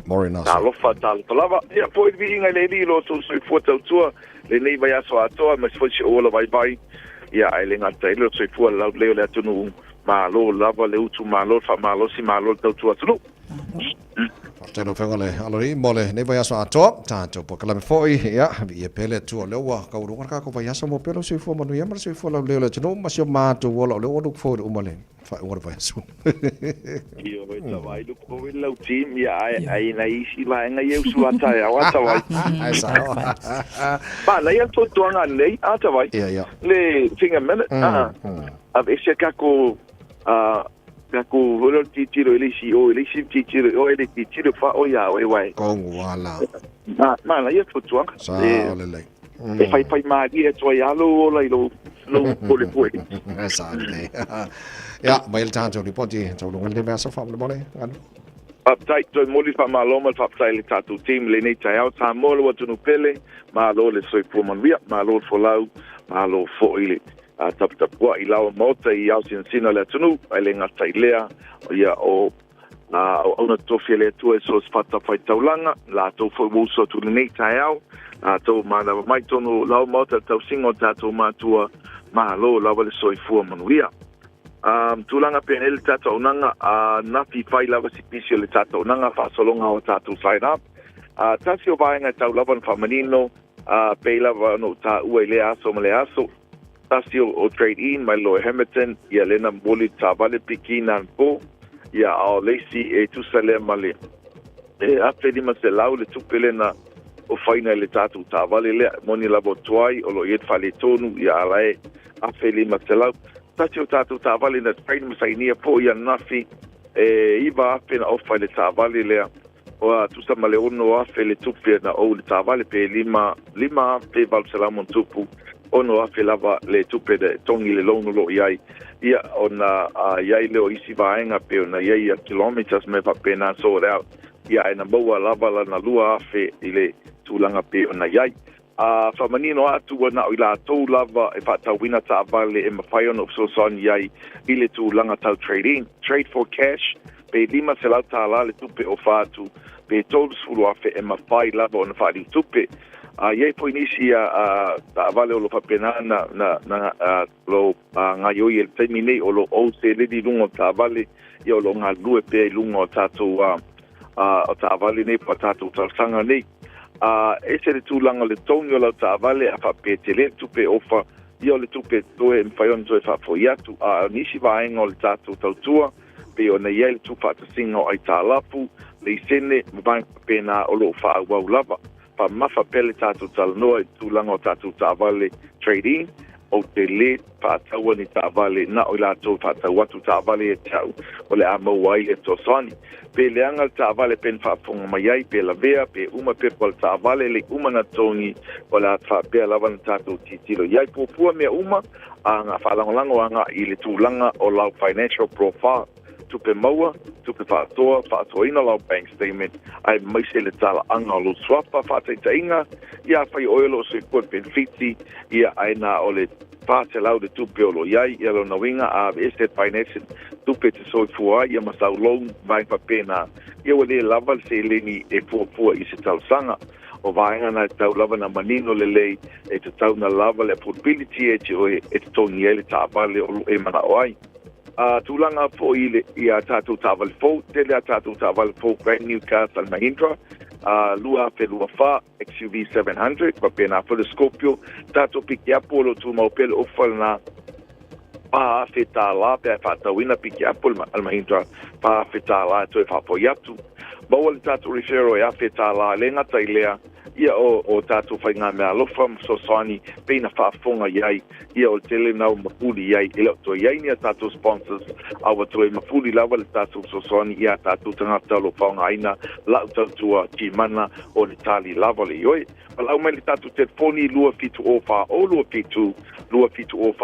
fitu pole oval se lau chi manan mera tasi oval se lau whaono lua ono lua tasi telefoni walau pua o le oval se lau dina mo tātou dutua oi ia po lunga fo i le tātou messenger e te peso ta i mai ai toa tusi lua balu Atkinson Avenue Lusulval Atkinson Avenue neo tau pasang tonu lawal pompensini le tun manu o Princess Street ma Atkinson Avenue o lo iele tātou unanga whaatau ba ia airi tua le tātou walau le nei tai au whaapea o isi ngo fia tāpau iai nā nei whaatau no ina le konsitia le pionga ia te iuli a Mr. T pei lawa na tirafia ina le Royals ina e manukau ia tātou ewa me tātou tāpau ai lango fwene tamario le tunu loa lana ia fo ia tā lenio musika ia le tātou te whaonganga ia so whaipea whaafonga ma paalongolongo ai ia whaatai tele lau sunga tawaile nei pui bai aso atoa pangpang mai man ia tele pui a lot whaanga tama tai au ia mai se pui ia lau o whainga luenga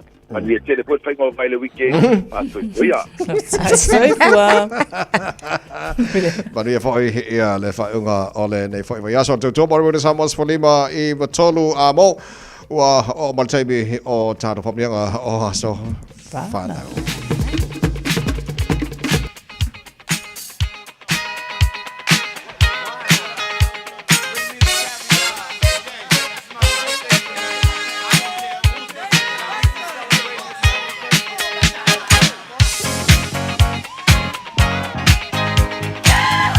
fatonu le July feature family ngas fana onas for royal nei sa lo se foro September ma fana fa ngai na telefoni wa matala telefoni ho tolu feature just lima ba tolu tato emaili on air at radiosamoa.co.nz. Dong on Facebook mari YouTube Radio Samoa pule po fa vanga na mai lo family ngar nei fo tai fo tato telefoni nei tai malo se fo talo fam Malo le usu, malo mai sunga le wa o mai se o so. Na se fo. Se fo tama.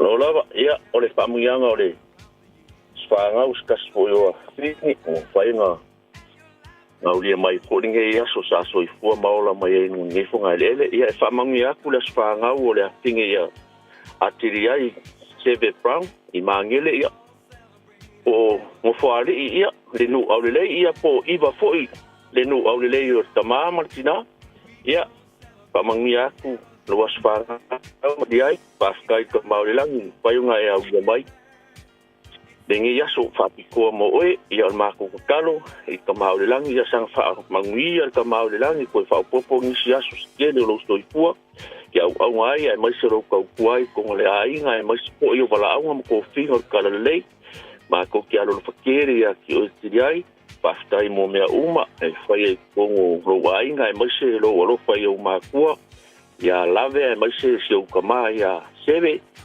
ia marco que alo fakere fa kai mo mea uma lava I fai ko ka ko ai na tiriai ia na ole tu e sila fia mea uma lo fa mo wa ngale ia mangui lava lo wasfanga ngi ia lo fanga ngai mori ku ngi ia ai ono femi o tara fa tai te vai mo leva noa tai mani fole nei tai fo Morina Luisa Malo lava soifua lau sunga lea o tavai o nga ole kau ke ia le vai aso mauli yes ia ele se yo fakalo fa mauli aku ia fa ia kwa ia lo faanga yo ala fanga ia tena ko to katoa ia patalo fatu lau sunga tavai fa pea ia le fale tua ia na tasa ia male princesse ia ni wa fulau ia ole tala tusi o fa manuia tua ila fa na o se uso le fainga luenga ya no fai mai le upole tuspa ia ole yo ane le ai toru fai upos fuluono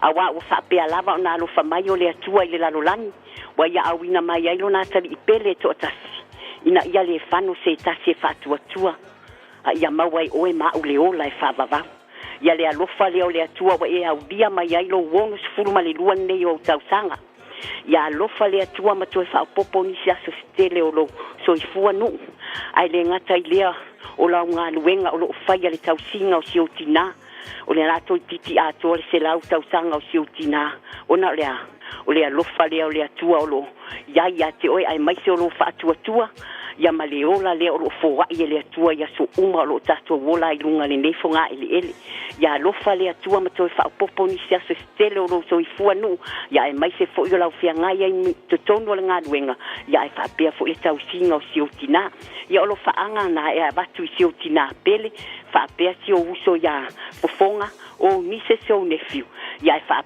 siri ia lo fa anga e batu nei I Omsten ya Luisa mama ulolo fa pe princess moi ya ma manaya grandchildren ya happy birthday I love you God bless you fa fetai tavai ya male ma princess ne ya so ya fa so ifua manuia to so Luisa en family nga lobit le el tatu fa manianga lungo le apia folinga mai atu pupe nani Whamani atu le aso whanau o se utuangane I ngā uta mareko. Whaaftai le atua wa e au le mai le whase fulu nei o tausanga. A lofa le atua ma whaau popo nisi tausanga a wale tautuaina o ainga ma le e kālesia whaapea le tausinga o siau whanau. A lofa anga mai o mātua I a te wila mai e sili whaapea lo tua whawhine whaati ngā ulu I a oe o tupu ia manuia le aso whaaftai te le lava mo whamanianga. Tawai le estas vala au fa malmole. Wa uma vala au. Naia. Nubale se vala au. Ia le kwa manga ya fo ina so lu spulo se te mai e ala lei o tarfa mnia ngana ora nei fo tai fo mariona nei aso mariona weekend ni fola Whaftai te le tawai whapea fo i le sunga ia Natasha le nei tai a fo manuia le tautua lo tutoe sa mola o tunu pele whamalo whaftai le nei vai aso atoa ia leile ali i tatou toi whera i se aso i luma a mo le nei taimi manuia lava singa o le aso whareile whapea le weekend ia alofa tele atu soifua ma ia manuia Sa le family tol pure ngam na fa ngam ngam radio Samoa mo tar bo kala me malo le tai au mo tele la voto wa so fa na nei aso ina voto lua se folu ma family tolo tolo talo le tula e balu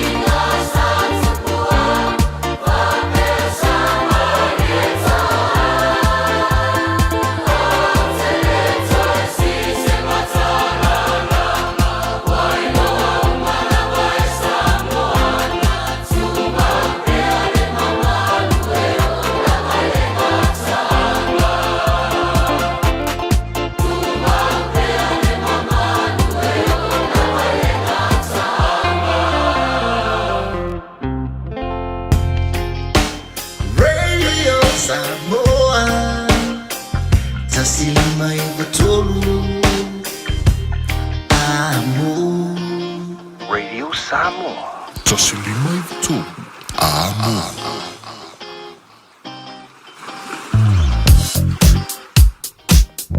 O lo tu mau lava le kilia o tātou wala te sele le taimile nei o le tae au. Mo tātou lo whaongaina ia le Southern Motorway lea i le anga i atu southbound lanes nia Ramarama o lo o iai nei vaenga o lo lapta ia mai fo i le waka kotahi mō tātou i nei au tangia ona o le tūlanga sa iai ia le leanga fo i o le tau. Au le nā, so that's southbound, but northbound i le anga i mai i le vaenga le nā lata mai papkura i o le nā lao le atu solonga lele iai whainga malanga masolonga mama iai le tātou traffic. Nisio vaenga on State Highways fulma le ono lava foi ia pei ona molima watu mua nisio vaenga e vave lava foi ona le mupea o iti munga ia pei o le vaenga le nai ranui ia malanga ia tu Henderson ia utangia foi ia tātou mai se lava foi itai me sili ona pisi o tae au ia ona mata i tūleo vaenga le nā i le anga i atu St. Luke's and Lincoln Road exits. Nisi nā vaenga o leo lo lapata ia mai mō tātou i le nei fo i taimi o le tae au e iai au whainga malanga ia po tāpena fo im sao ni whai malanga atu tautua nā lava le saunga le mua mafta mai le malo le tae au Radio Samoa ina o tu esfulu maleiva minute tā leo le tu lai valu.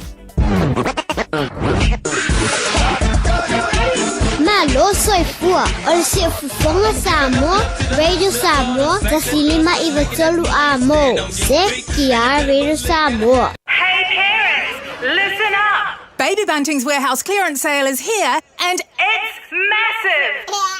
For 4 days only from September 26th to 29th, we're offering huge savings on thousands of top baby products from Britax, Maxi Cozy, Ergo Pouch and more of your favourite brands.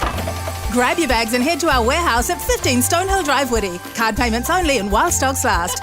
Baby Bunting warehouse sale starts Thursday 26. Visit babybunting.co.nz for opening hours. O le AK Auto Repairs i le ono se fulumale vanu Taro Road Mangele, latu te whaia warrant of fitness. Basic service, wheel alignment, sui taofi, suspension, gam belt, fabili transmission service alo tabale. Talia wins quotes man afterpay. AK Auto Repairs i le ono se fulumale vanu Taro Road Mangele, telefoni lua 5 tasi o tasi lua. Ua te tala le la fau o le Deals Direct i le aso tofi aso lua se fulu iwa o kuso i le tuatusi limas fulu Love Grove Crescent i o Tara. E te mawai o loa mo lauma o ta pei o mea fale, umukuka, ka peta, mea whaingaluenga, maisi telo o loa. Vala au loa le Deals Direct i le lua tasi wha iwa fitu o. Lua tasi wha iwa fitu o. Ta tala fitu aso mai le iwa le taiao i le fitu la fiafi i le limas fulu Love Grove Crescent i o Tara. Mātou te fia e whailo atu ua te tala ina nei le Sandbell Buffet. Mō tau maftanga i le auli ma le fiafi. Mai le aso lua e o i le aso tonai. Lantu mai le sfurtasi o le tūlai lua. Dina mai le afo le lima e o i na tāpuni. O le awha amalia ina lo fina ngalo le mātango fia ma le lei o le tau maftanga. O saunia mo oi. Susu mai le iwa Atkinson Avenue i o Tahuhu. Whaaso tai neso avanoa. Lua le maiva wha o. Lua le maiva wha o. O lua fitu, lua o ono, iwa o lua tasi. O lua fitu, lua o ono, iwa o lua tasi.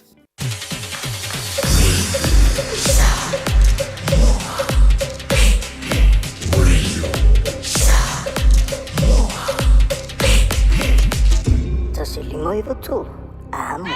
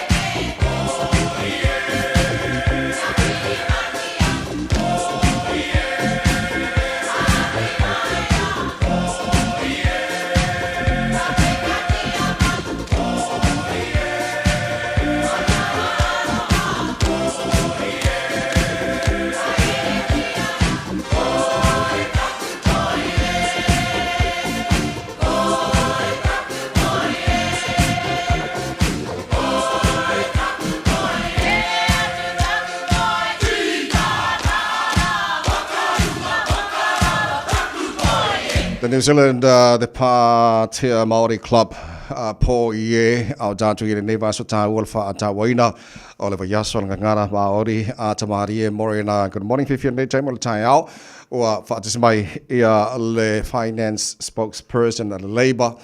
Ia o se alo foi ia po se tamali o le atano ua pale mai e whamaunga ila o titilo atu o le ulua e tamaitai po tina Samoa mal Pasifika ua pale mai le tofinga a le Labour Party finance spokesperson Barbara Edmund. Ia telefo o na tausanga bawaisa tatu tala noa o pale mai i o na tofi min star whainga malo le Labour. Ia fifi le fo mo lewa noa to e so tai e i ne fo i tai fo. Well, Tamari Morena, and good morning. Welcome to the program, Barbara. Maia lau whionga nei tai hafo. Yeah, malore se fua manuia and tēnā koutou katoa tēnei wiki o te reo Māori. I'm very well, thank you, and it's wonderful to be back. It's been a while. Yeah, malo whawhtai, whiwhianga fo le tāru bukalame, mal tāru Radio Samoa o mo fo le nea wanoa tāru tui tāru no ai. Thank you so much. Mo le whaavano mai o le taimi. So, mo lau whionga le whaltua foi, ia, o le Samoa female Pacific Islander, finance spokesperson, person mo le Labour Party. Yeah, whiwhia I lea foi vaenga wa pale mai ai? Oh, it's a privilege, you know, and I think, so yes, I am the first Pacific finance spokesperson for any party ever in Parliament. And yes, I'm the first female finance spokesperson for the Labour Party, you know, but first of all, I'm Samoan. It is a privilege, and it's one that I carry with me. You know, it's a big responsibility, but it's one that I want to ensure that when I am making decisions, you know, in the future, particularly if I become the Minister of Finance, that I use those cultural values that I bring with, you know, Wha Samoa and our the way that we are as Pacific people to the table.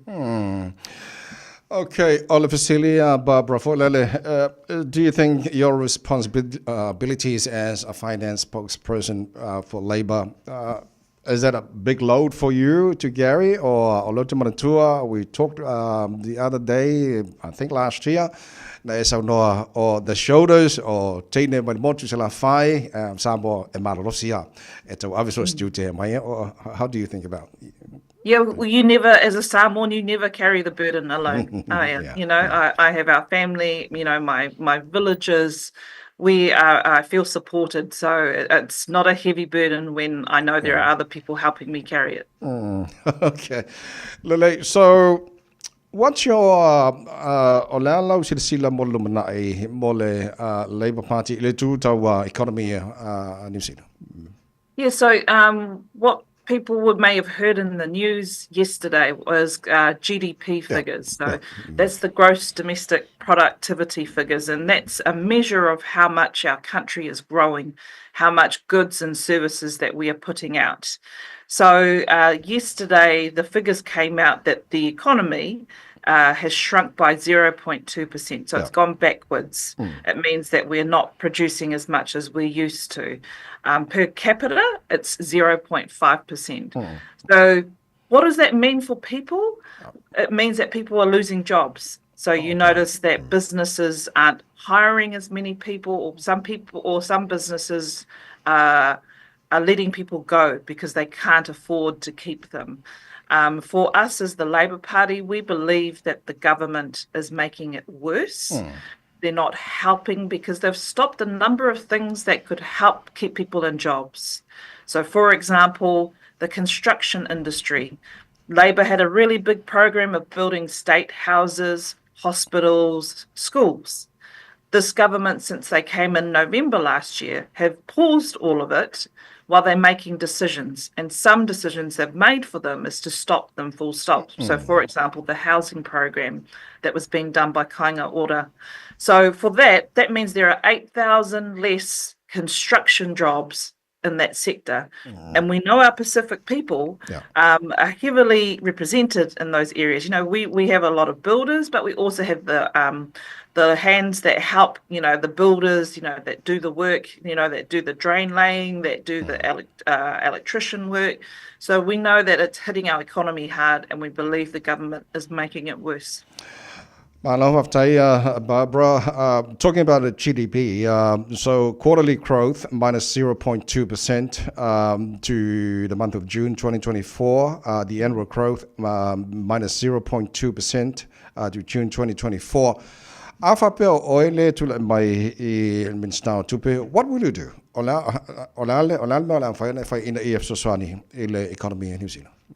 So in very basic economic terms, if the market, which is, you know, the private sector, if they're failing to do something, which is at the moment they're failing to keep work going because people are not, you know, building houses or people are not investing in things, then the government, in pure economic terms, that's when the government intervenes.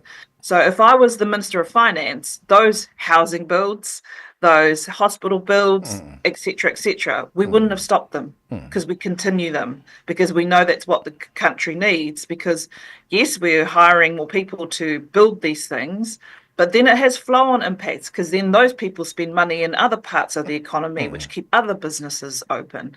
So for us, especially for me as the Minister of Finance, I would have taken a really careful look at what we had to do. And at this time, when the economic activity is low and going backwards, then what you do is you put in some stimulus to help keep people in work. Okay, my love, Barbara, my co-host, Natasha, leilang Kia ora, Barbara. E whakapono ana hau kei te ora pai koe. I just need to ask, what will be your priorities for fostering economic recovery and resilience? Thank you, Natasha. It's good to see you too. Kia ora, moto pātai. So thank you for your question. For me, around economic resilience is making sure that we have strong work programs. So we know that our Pacific people, education is a really important thing. You know, that's why my parents came to New Zealand. So making sure we have strong post-school programs to ensure people upskill to get them into the next phase of work. So whether that's supporting our universities, our polytechnics, or making sure we have work programs for those not in education and training. The reason why I'm focusing on education is because that's how you lift productivity for a country. So you look at countries overseas, education and the achievement within education, particularly in that post-school phase, is really important. The second thing that I would really want to focus on, and I've asked our Labour team to focus on this, is small business. Our small businesses, particularly our Pacific people, and I spoke to the Pacific Business Trust earlier this week, Mary Lucy, their CE, about what's the support that small businesses, particularly Pacific small businesses, need to establish and then to grow. So we need to have strong economic policies to support small businesses, because I know a lot of our Pacific people have an aspiration to be their own bosses, and I want to be able for Labour to see that. The other major thing that we need to ensure around a productive economy is that you have a healthy people. Yeah. So, housing, making sure our health system is running efficiently. Those are the priorities that I would look at if I was the Minister of Finance to help the productive economy. Barbara, there was a time earlier this year sa mafuta mai Chris Hipkins ma faipule umore Labour in Auckland. I guess it's a time to look at how you prepare Labour Party for the next election. For you as a finance spokesperson for the Labour Party, o le ase maanga taua o le te sila silanga iai ina ia mawhaile le pona manamaro le swenga balot in 2 years' time. So for us, we have to be really clear on who we are as a party. We have our values set around social justice and equality and equity for people, equity, access to opportunities. Be really clear on that, and then have policies to back that up. So we accept, we lost the last election. People wanted change. We had our, away caucus, as you mentioned, in Auckland earlier this year, and those discussions we had around what do we do to build back that trust with New Zealand, in particular Auckland, where we lost a big part of our vote, to ensure that we can win the next election. Now, people say the next election is 2026, but who knows what happens, with this coalition government. They might fall apart before that, so we need to be ready for that time. Okay, Malo Faftai, Lene Foitai, Lene Barbara, we were talking about the Maori Language Week. We talk about the Maori kai, the food. We talk about hangi. Wasi me aidan ka ko kango Maori Natasha. The paua, the kina. Yeah. Yes. What's your favorite Maori kai? So I'm a mother of 8 children who are Samoan and Māori. So my husband hails from Ngāpuhi. Ngāpuhi is the iwi that covers the north of the North Island, so the above from Whangarei up. So I've had plenty of hangi, you can tell, over my life, my husband and I have been together for a very long time. So my actual favourite Māori mea is called rewana. It's a bread. Wow. So it's a particular bread that's made. Oh, yeah. Yeah, so rewana bread is my favourite, with some baka and ipuki is the best way to have it. Very nice, Barbara. Okay, the Māori Language Week, o le ale tau o le newa yaso ia mō tātu tangata whenua and tātu tangata Māori. As you've seen, obviously with Tēnei Wiki o Te Reo Māori this week, it's an opportunity to encourage other people to have a go on Te Reo Māori. But as you've seen throughout the year, there are a lot of Māori issues which are coming to head with the government. We've been really fortunate that the Pacific community is stepping up to support Te Ao Māori in this fight. You've seen the work, obviously, of the Pacific Leadership Forum. You've seen the work that Opito Sua William Seal, our good friend, has been doing in this space. For me in particular, again, with my close connections to the Māori community, and also as the local MP here in Porirua, I have a really strong relationship with the local iwi. We know that actually Te Wiki o Te Reo Māori, in particular the theme, which is Ake Ake Ake, a forever language, that Ake Ake Ake was actually said by a very famous Māori, or very infamous Māori chief in one of the New Zealand land wars, and it was one of the last bastions. He basically proclaimed, I will fight you forever, ake, ake, ake. He tonu mātou ki a koe, ake, ake, ake. So we celebrate Te Wiki o Te Reo Māori, but I think also at this time it's to lift the awareness of those Māori issues which Te Ao Māori are fighting against with the government, both with the Treaty Principles Bill, with the work around the fast track, with the removal of Māori references and treaty principles throughout legislation and through government agencies. This is a time, I think, for the rest of New Zealand to be aware of those struggles and to use Te Reo Māori, as Kingi Tuheitia said, the best thing that they can do right now is be Māori. So for us is to support Māori in this fight. Kia ora ka pai, Barbara. Okay, final words from you? It's just really great to be here with your listeners again on Radio Samoa. I've missed you. My auntie and my dad have missed me coming on the show as well. So hi to my auntie Mayava, who's in Manirewa, who's probably listening to this. But, we continue. Yes, we may be in opposition, but we are the only Pacific MPs that are in Parliament at the moment, the 5 of us which are in Labour, and our brother Te Ano Tuiono, which is in the Greens. Our fight is even stronger now than when we're in government because there is less of us. There is no Pacific MPs in government, so we have to make sure that your voices are heard strong, and we will continue to fight for you. Okay, kia ora whawhite tele lava Barbara mo nei tai ao. But we lava nei asa moriro weekend ka ki Te Ano. Ka ki Te Ano. Ngā mihi nui. Whawhite lava. Barbara Edmonds o le Labour Party Finance spokesperson mo le taru tararonga nei fo i tai ao fau. Le tautua mo le Radio Samoa Sfalima i watoro a mo si mailo whaafonga taurungo taru talama Samoa nei fo i he vai aso. Usi mai alau whaafafonga. Telefon mai Samoa ia sa taitasi. Wa au mai amo oe ona o le langlango mai a le talofa voucher. O te whatalofa ro tātu o tunu o tātu mafuta o wale tau walunga o ngā ruenga. Usi mai alau whaafonga. O le lui whaate tū la whono a li ima whai pule le o waa leo o whasiringi ai wha ai unga. A le whaamasidonga o whanua masua whai whaasino i se vaenga o whanua o le nuu. O li ma fai pule o whenga lo no fo i e nisi o ainga o le au waa. E toa tolu whaamasino lo se eire iro ino o whinaunga ma mau o lea mata uputou whaamasinonga.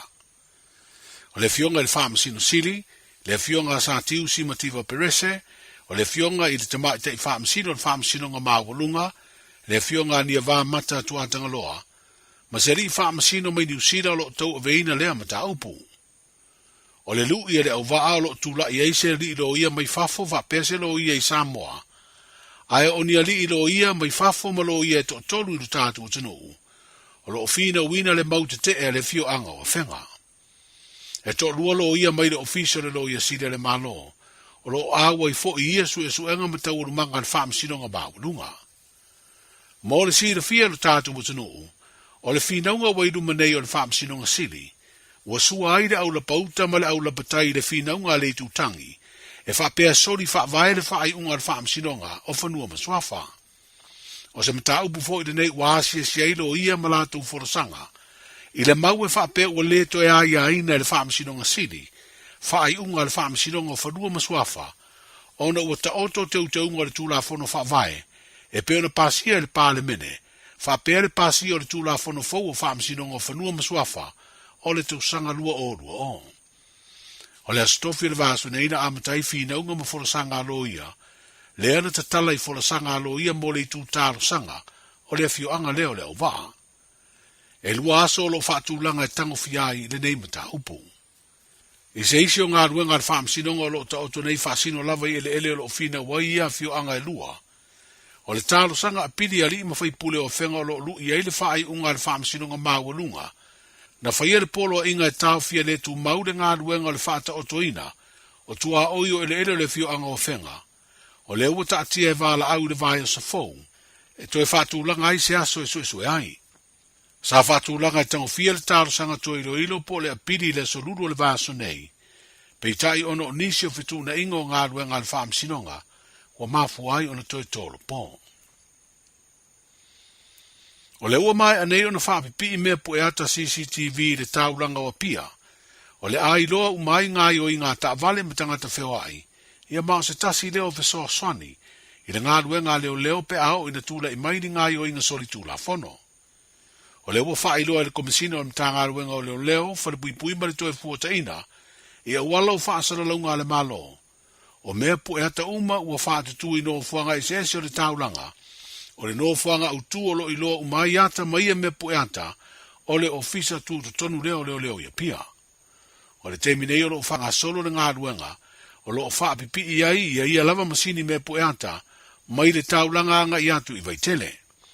O le afiso soani tele ia masini i le matai tuina o le puipuinga i le teimi o le fono amaro o le tau pulenga i le masina fong.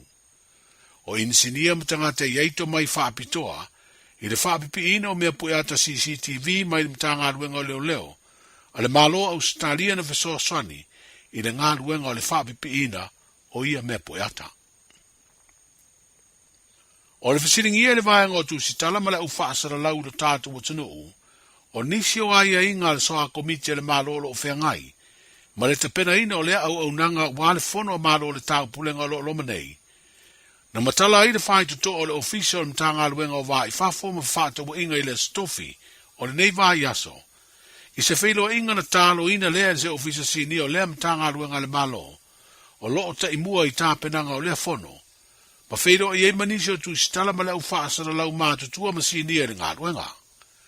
O le tamai tai o Sonia Peters mai le mtanga luenga le vai whafo le malo New Zealand o loo ngalue fesoa sani nei le mtanga luenga le vai whafo ma fe whaate wa inga Samoa i le tapena ina o nanga mo le whaasara lawina o le fono e le masina whau.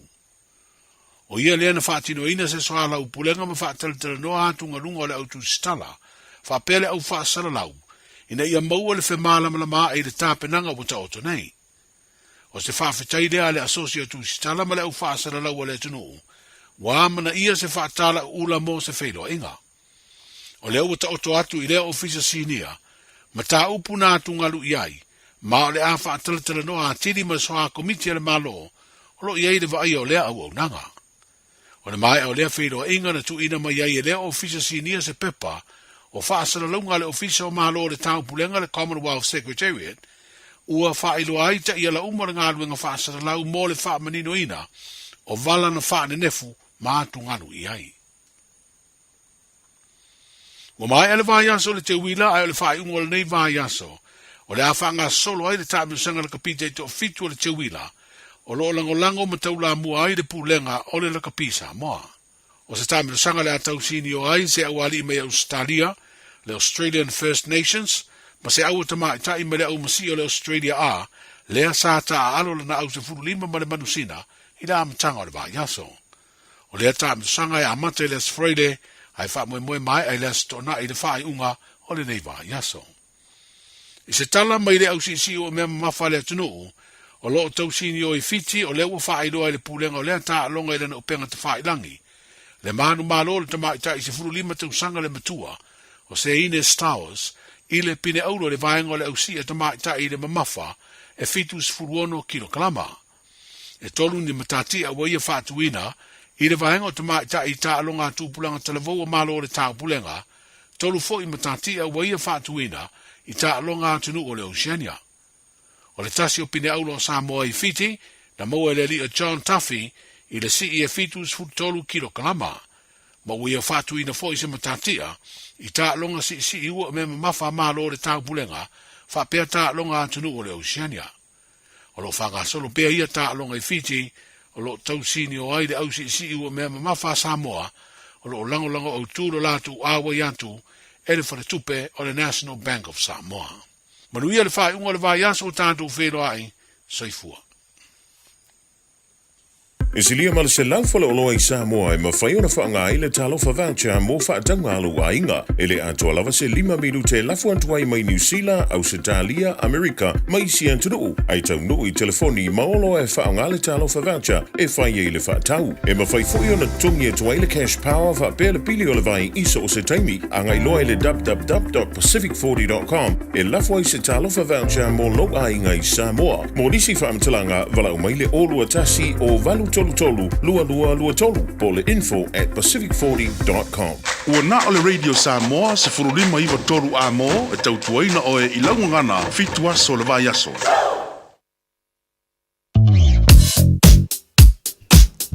O Olo o mama lava fo i le nei taimi i le tele lava fo i o vaenga o ala te tele se i vanga nana i vaenga iti lava ia o le nā lava e tau whiololo po o le nā e tau solonga le mu le taimi le nei ia ona a le o ngaluenga o lo whaatino ina ia o nisi lava fo i o vaenga ua iai le anga i atu o le mamano le atunu o ilunga o ala te tele mai se lava fo i fautua ina lava tātou i le vaenga le nā anga i atu i le Harbour Bridge i le nei fo i taimi o le tae au a o iai pea i lapta inga fo i o munga i le nei fo taimi o le tae au. Leisio vaenga o lo o iei tātou anga i atu le nā i vaenga i e pei o le lata atu anga i Ellerslie Panmure Highway i le fisuia inga o tātou lanes pau le nā o le vaenga o lo mai tau watu fo i iei lava ngai delays i le taimi le nei o le tae au. Westbound State Highways fulma le ono ia o le vaenga le nā tātou le fisuia inga fo i o tātou lanes Lincoln Road ia o le nā lava fo i e vave o na feololo mai le pisi i le taimi o le tae au Great North Road whapena fo i se mai tawatu eastbound tātou lea ilanga i atu Tamaki Drive ia pau fo i le nao le vaenga a mata o na vave o na whiololo le delay ai i le nei fo i taimi o nisi na o fautuanga o lo o tu maulava fo i mō tātou i le nei taimi o le tae au a wā lava le saunga le mu ia ma le whaatau nu umanu ia ina o whainga malanga a le mamalu o le atunua e mafuta mai le nei fo i taimi o le tae au malu o le tae au Radio Samoa ina o se fulu ma le tasi minute te ai le tulai valu.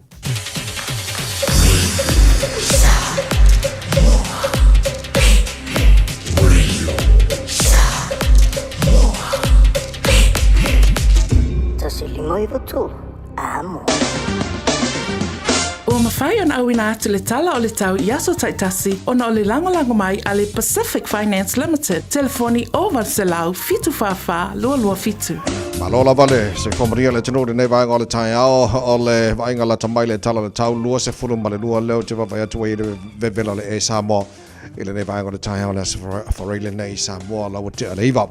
E le tino e tu mauinga langi le leo le tau e awa oa nisio taimi tu mau le lua se fulu ma leiva degree Celsius mo runga vevela le Samoa le so lua se fulu fa i lona maulalo ya tarva ya tu tulanga ile tau le nama ngatu i Australia ma lola pa se fu manuia pa angal tar bakalame so se vaenga Australia lo tatu mafutai lima lo ile manulu le lo mo Canberra le vaenga le tai au o la fa solo na awa le tau se fulu no mo runga le malulu lua i lona maulalo mo le so fatalo foi pa angal tar bakalame sini Australia ma lola pa fa tele fa tes mai sfuli malo ele malu lu ne vanga tai au te lola te leono mo tou ola sul ma tango fila la mama na ia toi mar vela mo tou lu su fa lona mo lunga sfulu lona mo lalo melpone malo se fo manuia fa tele fa tes mal nei tai au ola fa son awa pa utimu ni so tai mis fitu mo lunga malu lu i lona mo lalo sfulu fa mo lunga malu lu i Hobart sfulu fitu mo lunga malu lu i Adelaide o vanga malu lu na Australia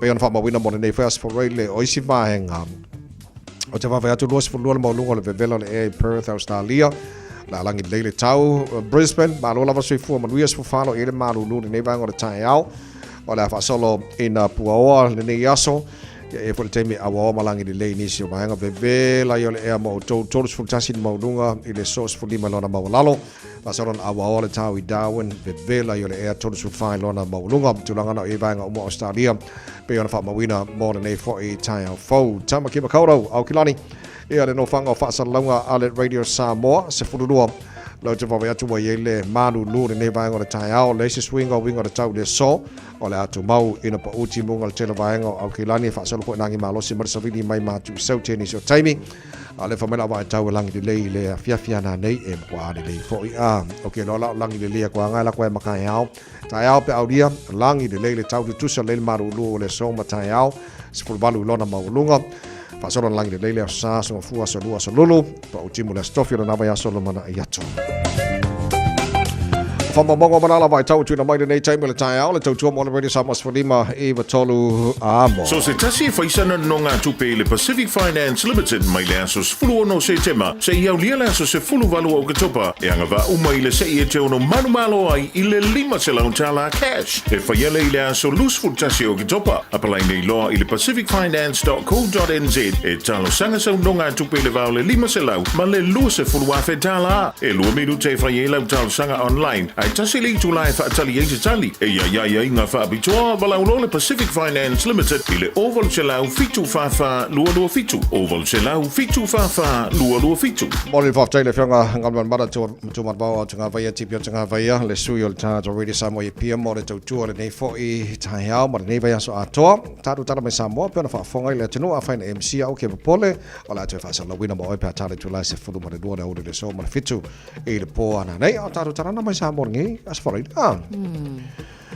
CCTV le wa maua le wa fa pina e ni se vai ngol taulanga mani se vai nga foi le tunu au te lo le so san telefoi ile mtanga le ngol leo ya te moto foi tono New Zealand o ta si le vai ngol so san tele ya mo ngal we ngale leo lo fa ya ma sampe ina to foi ne lo fi sa idea leo so fa mo tulanga foi na le ai le tunu i Samoa e makau ku ki ele mene o le so nga sawa ma le whakoi fo. Ioi, mal tau sa ilio tangata ma ta vale la via isi ta vale lunga la tele wala ngale na tatou CCTVs. E lava foi fa lava foi na em fa na ma wol tai mi ola tu poi. Au ni sila fa lava foi le pe ole hit and run.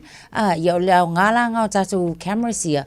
Ia ole fai na leo na maua ia le tali mo so enga na.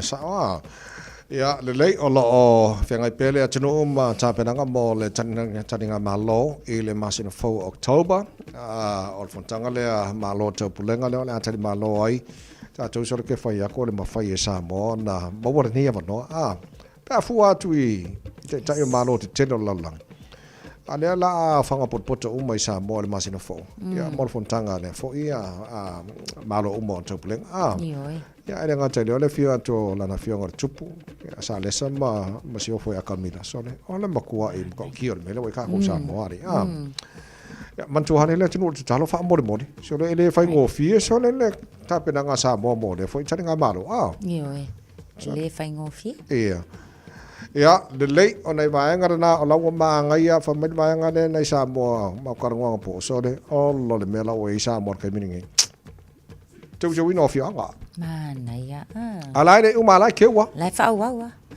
aya ya te watil ma nga ya wa ya na ya tano mata ita vai ilungo peng fai lang na isi fo ya ta na nisi nu fo nga ya lawa au mai fo edisi ilungo peng fai lang o ka sa ole le ta vai au vai ku le isi nu wa ka le fa tangata fo ye ole va inga ma na ya la pe ole tau po le tau sala ya male ma na ya la o ilo ku nga ilungo le awala pe o ka sole au te o tulang fai ole ata mai o tangata fa tinoina ya ole alo le malosi alo le taimi vai nga uma ye sole ka ke fa fe kai ai ye le pulenga la fanga ta itas no le loto nga tas wa ta wale ata mai wale creativity le ole or Samoa ke le lope mo wa isia tunu ya wala ngai fa mo ya isia ku ngu ye ke le o ia em fa ai au Samoa sole ele ingi le kirin kupe po isia ku mo le ata mai le tangata e fai ia ma fa tino ni se vai ia fuala i pa ka vale o fa ngai si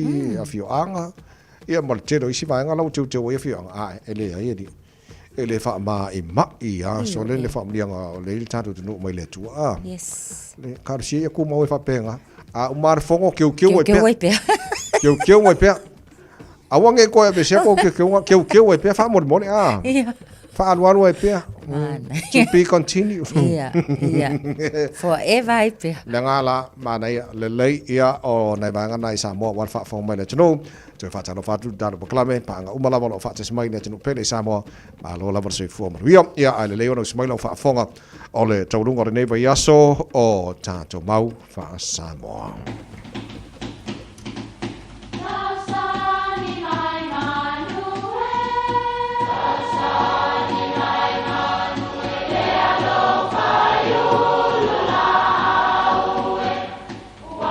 E o whanga manu i ululu o la au, awa e whawhanga i funga o la au. A o le tangata e whawhanga i upu matala. O le mawhileo o alanga upu mamuanga ngana Samoa maona whaapongai, e a fua i lona si o mianga. O lona lea sao i le whaatufunganga o le iloa whaale aso, mai le tautua se ia o ina pule. O alanga upu mamuanga ngana, ua lantou mamanuina le tō whamanino a Samoa, mana tua fo'i, e tāo fitaumuli le atunu. E ata malie mata me mea o le aniva I au pouli. O mata me mea o le aniva, o ingoa ia o fetu e ta ua o fetu o le aniva, po le galaxy. E whapea le mau o I tuai ngā fetu nei e fui ma o whanga I se I tūlangi. Ma e sui lava I tūlangi e wa ai lea pō ma lea pō. O le natura fo'i o nei fetu, a malama le pō na o le masina susulu, e le malosi lo lato susulu. Ai a fai o se au pōuli, o na matua tūlanga ese lea ma malosi lo lato susulu. O I fo'i lae maua ai le upu nei. E ata malie mata me mea o le aniva I au pōuli, o no winga. E susulu malosi le malama o fetu o le aniva, pe a pōuli uli le pō. O upo e whamatalai se tū po o se anga, po o se whamoe ua tūlanga ese I se whawinganga le lei. A whai o se tautua. E le mawhai o nei loa se tautua alofa I taimi o le solo le lei, ma le tofi malie. Wha to ai loa le tautua I taimi o le vevesi, taimi o ti ngā, ma pua ngā. Wha to a malie le talinga o sau tautua ma sau taulanga, I taimi whaingata. Whai mai le isi filosofia Samoa, e wō so uma, ai uso ia so vale. Ale au pōuli le pō e le manino ma malama le lei fetu o le aniva. E longa lava lo tatino moni I taimi ta te pua ngai. Ia whalonga mai o tau le whanau.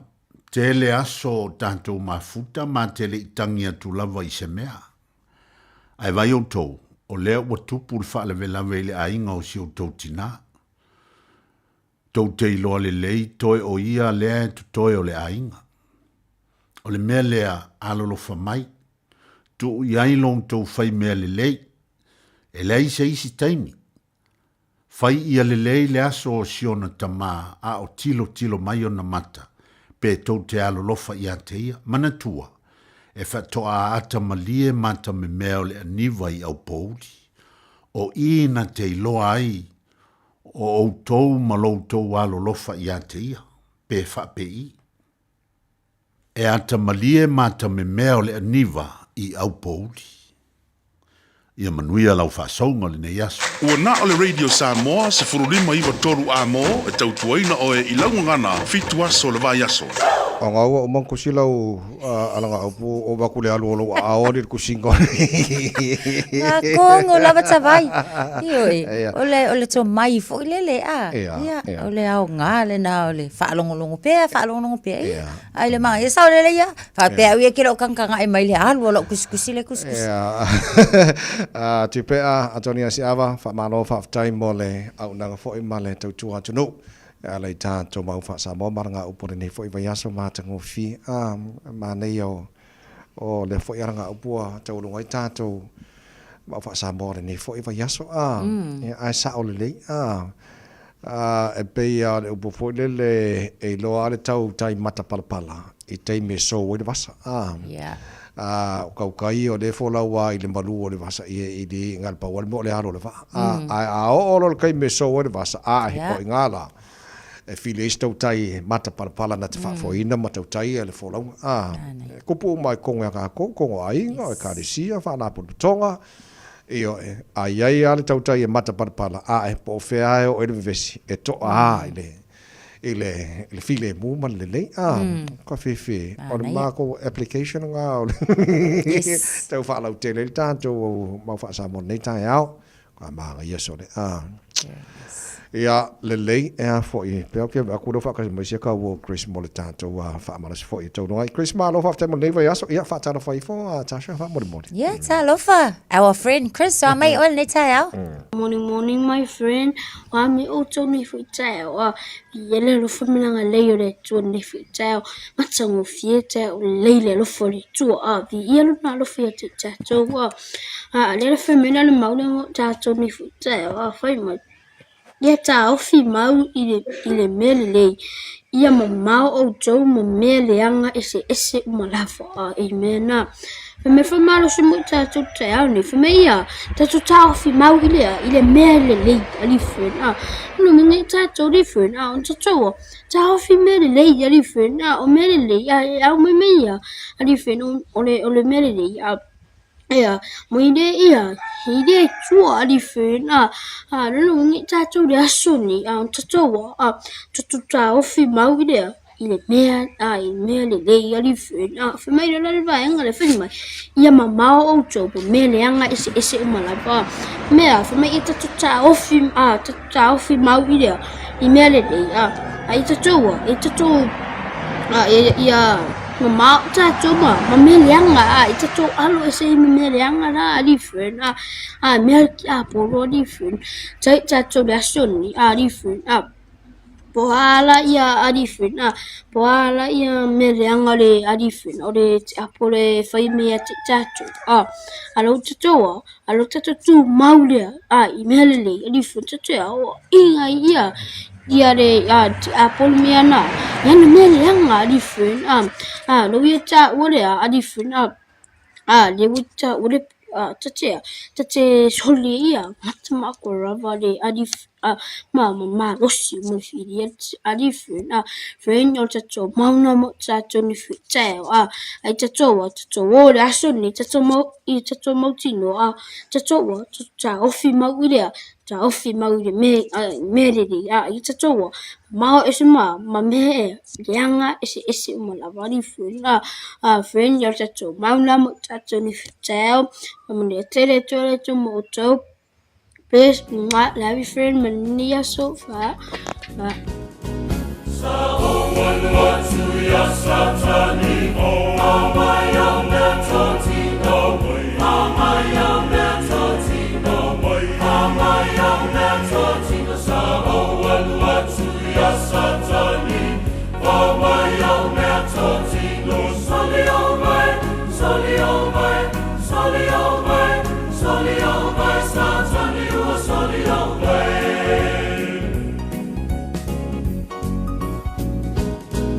I went to the enemy's camp and I took back what stole from me.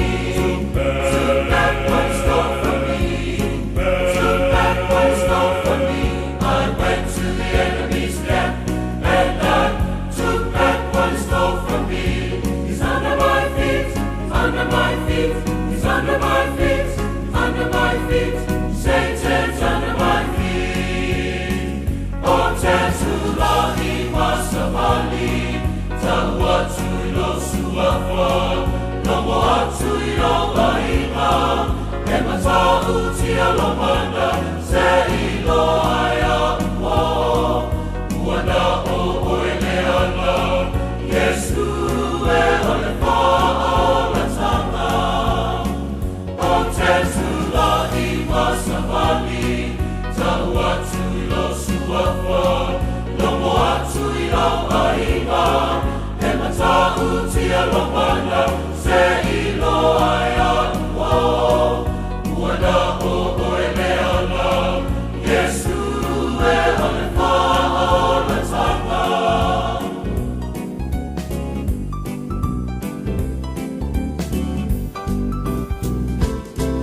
Sa o wanu atu ya satani mo, mai o me toti.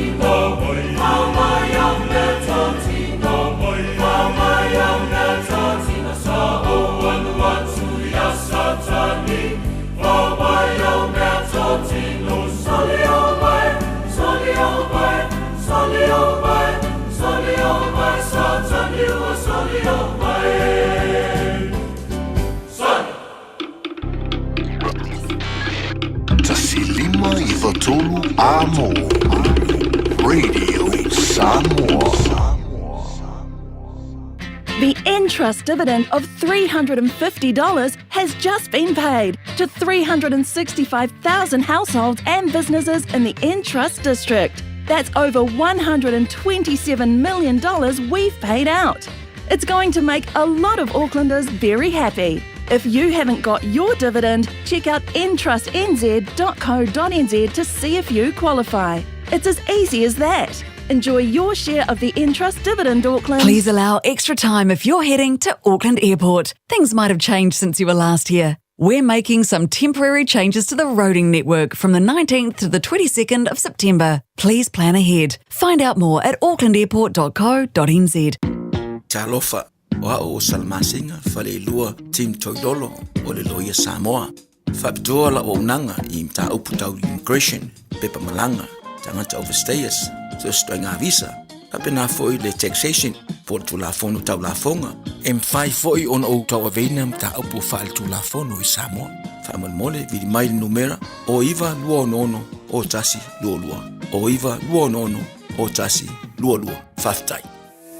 Talofa Samoa se o atinu pele. Ua tatala ina neila matau fale o loa o le leata I lai Super Red I le Onovalu, Michaels Avenue, Ellerslie. Molo fonga tau mafa, ua maua neile matau talo fiti I le ono tala iwa iwa le kilo, talo Samoa I le 5 tala iwa iwa le kilo, fai mata I le 2 tala 5 sene le kilo. A fio mai loa I le Onovalu, Michaels Avenue, Ellerslie. Po le telefoni mai I le olua fitu, lua 5 valu fitu, 027 777-2587.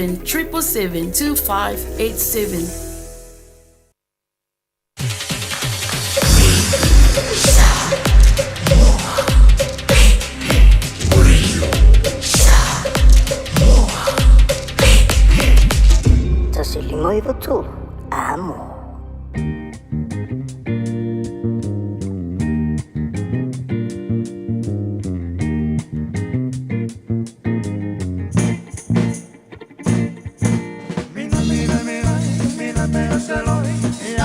Siva uanga oi lo lo lo ba be be ualo iwa suitsi sumare pero se foi aha ha ha ser nauta ima to tu elo opisa esue ai so pa manu malela soy e te lo para la awe la talu pele awe la ni awe lo lo tole dawina ba pele pele minoi ye minoi ye minoi yane minoi mai la pele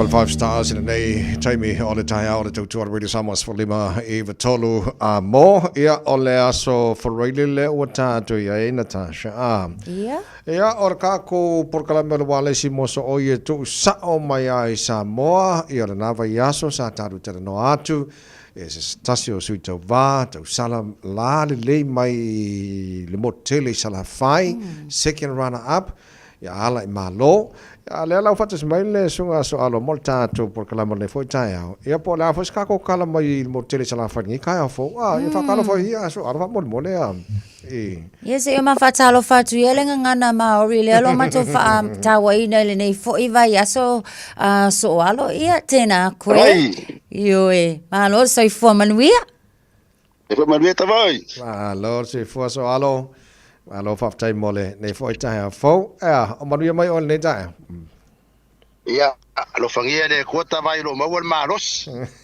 le fa kwa mai kwa wala ia e mai so le ele ko pa ua se kimu e la ua o ku fa nga kalo ia o fa ko nga pa amar ko nga mari wanga o ko nga ko kam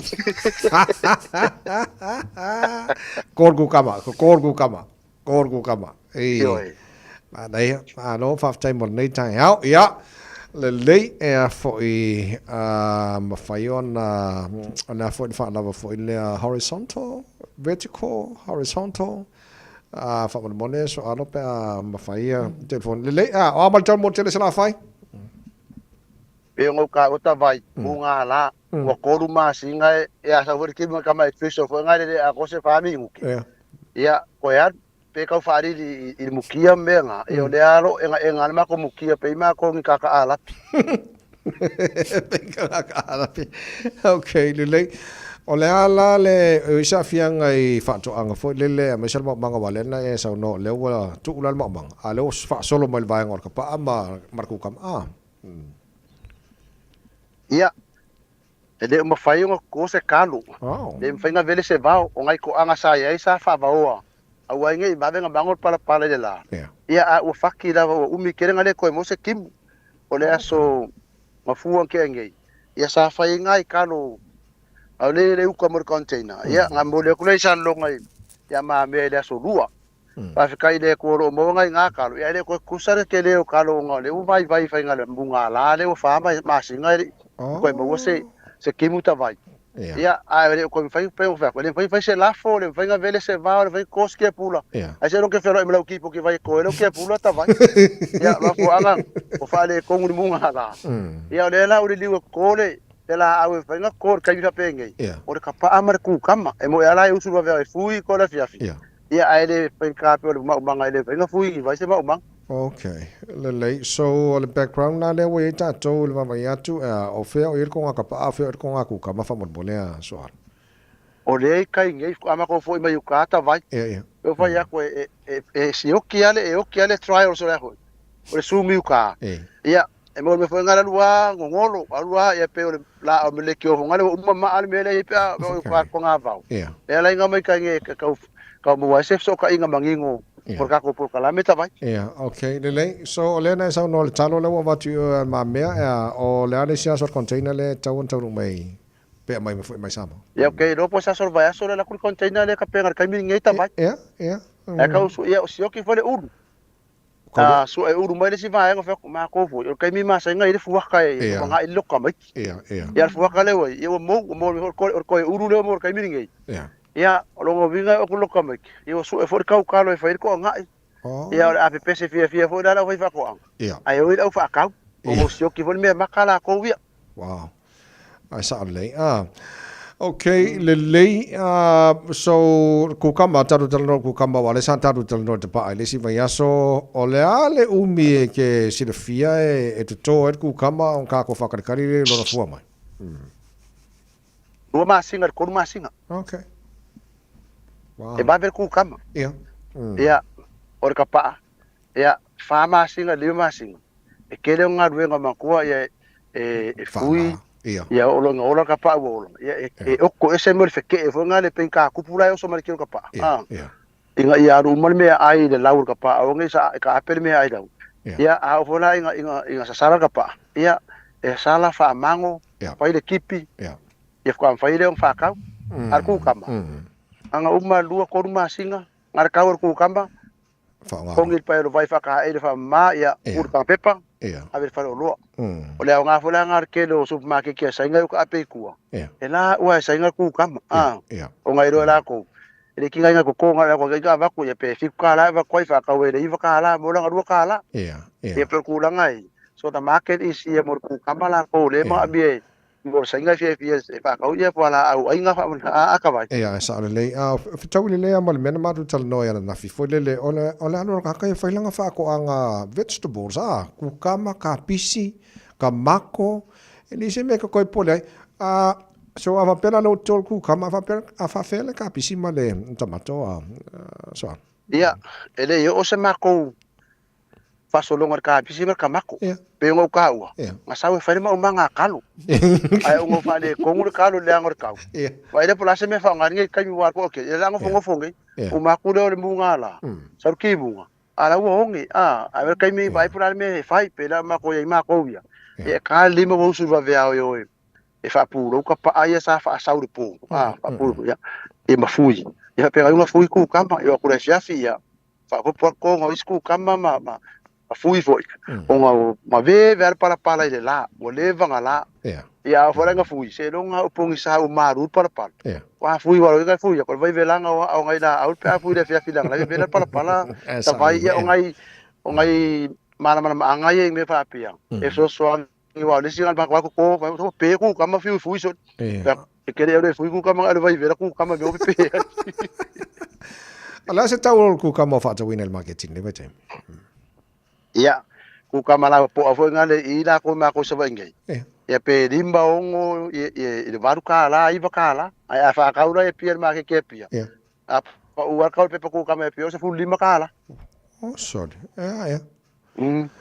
okay so le la wa ola le wa unanga fo il tulanga toino ku kama o amanta tu penga o kele se amo penga ia o le paia e ile kai mi wo ka le nge wo ilo fo i ana ko wi ia a o le ngai lo ia ngo si fo pa suil me ku wa okay saura le se singa le office of nga pa va le so fu ke nge ia sa sil paia o nga yeso swangi kar sanga ia me sida yo mo o le paia o ia me o mai so swangi walange o le paia e sui kai mi umalange o le ngalu e luer po ele pe urungal para ku e kwal po ba e ka walango e ko fa mau ku dia lam kar sanga pia mon ko pa fo ngale ma lo se fe so angi fa mau le ma ko pa ya lai mau wa e ai o sa mi le e sei le se sen ya kai mi o kele kai mi o ko le kele ya ke lo fo ya e ya ka kala la mai o pa ya si po ka le si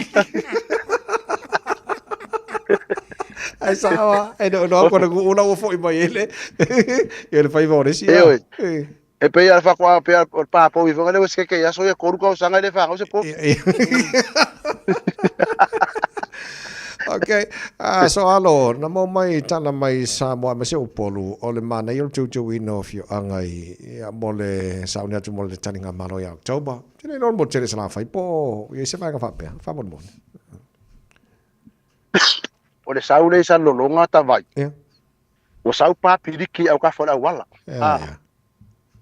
ia o fa kausi le singu o le vanga la ko pa la we mori ai malanga ko fa kausi le po o le maka ngo fier mal malamba mori ora wala o le me manga yeranga ia fia ka fa me pia maka ye ya ke do fa ngo ngola mo ko kolo wale ko so mo kolo mal malamba ko le me ia ayo ka penanga sa vai ngai o ke do fio angalo fa nga pa piliki e piliki fa ela ko pa da wala kedi ai mai ka we ngai sa no longa o ngai fo nga pua o fa kausi ia e o mai foi ko sivi e fo mai ko sivi su fanga kau mai i ruua ia o le manga ngai yo pa piliki nga o ke mo la wala pe fo la mai poru le wa kure mala va le nga ia pia e umba no mala va sa ka puala wa ku vai ru kai mai nga o ka le mai ka penanga ia o le aru fo i ko sa fakan ka bilo nga ko ru vas ka ruai sa so ko ya le paka le se ngu o le o aku malo se e ka penga ia e awar kede awa ka nga malo le chokom le o ka penga ila kungu ur masinga fouta vai malo fa tai so alo le le o le asa tala la nga sesel ta to maketi Samoa nei Puinui Road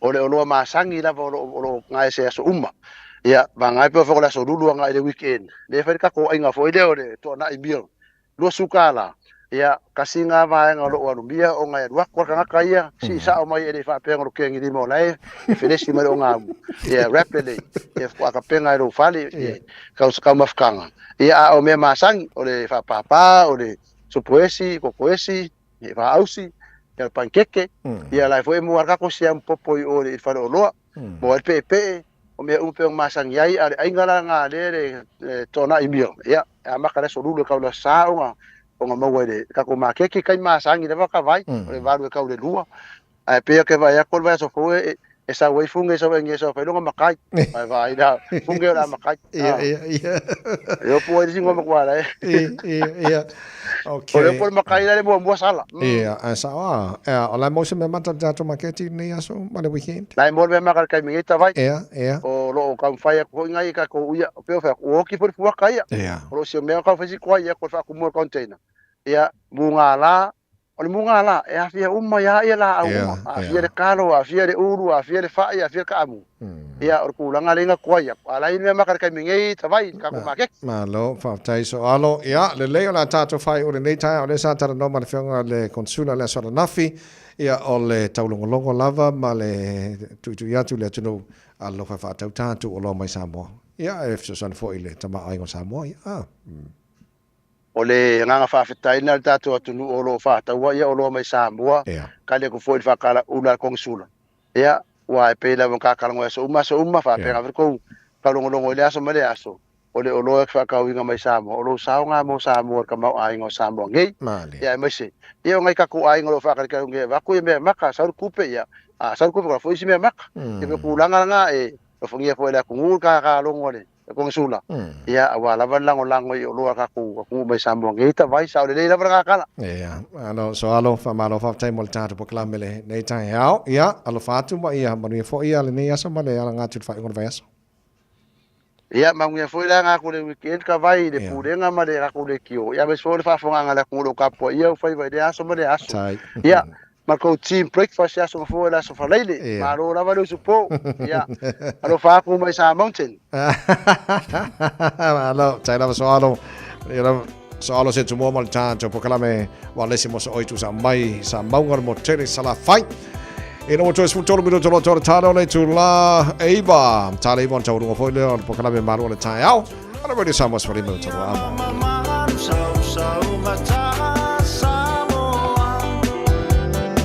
So male tele asaure nei ole a fa fia o te fa fia isi o atunu e pele le anga uai umanu ia o faiva ona ola o tapua inga o se mai ala ia ola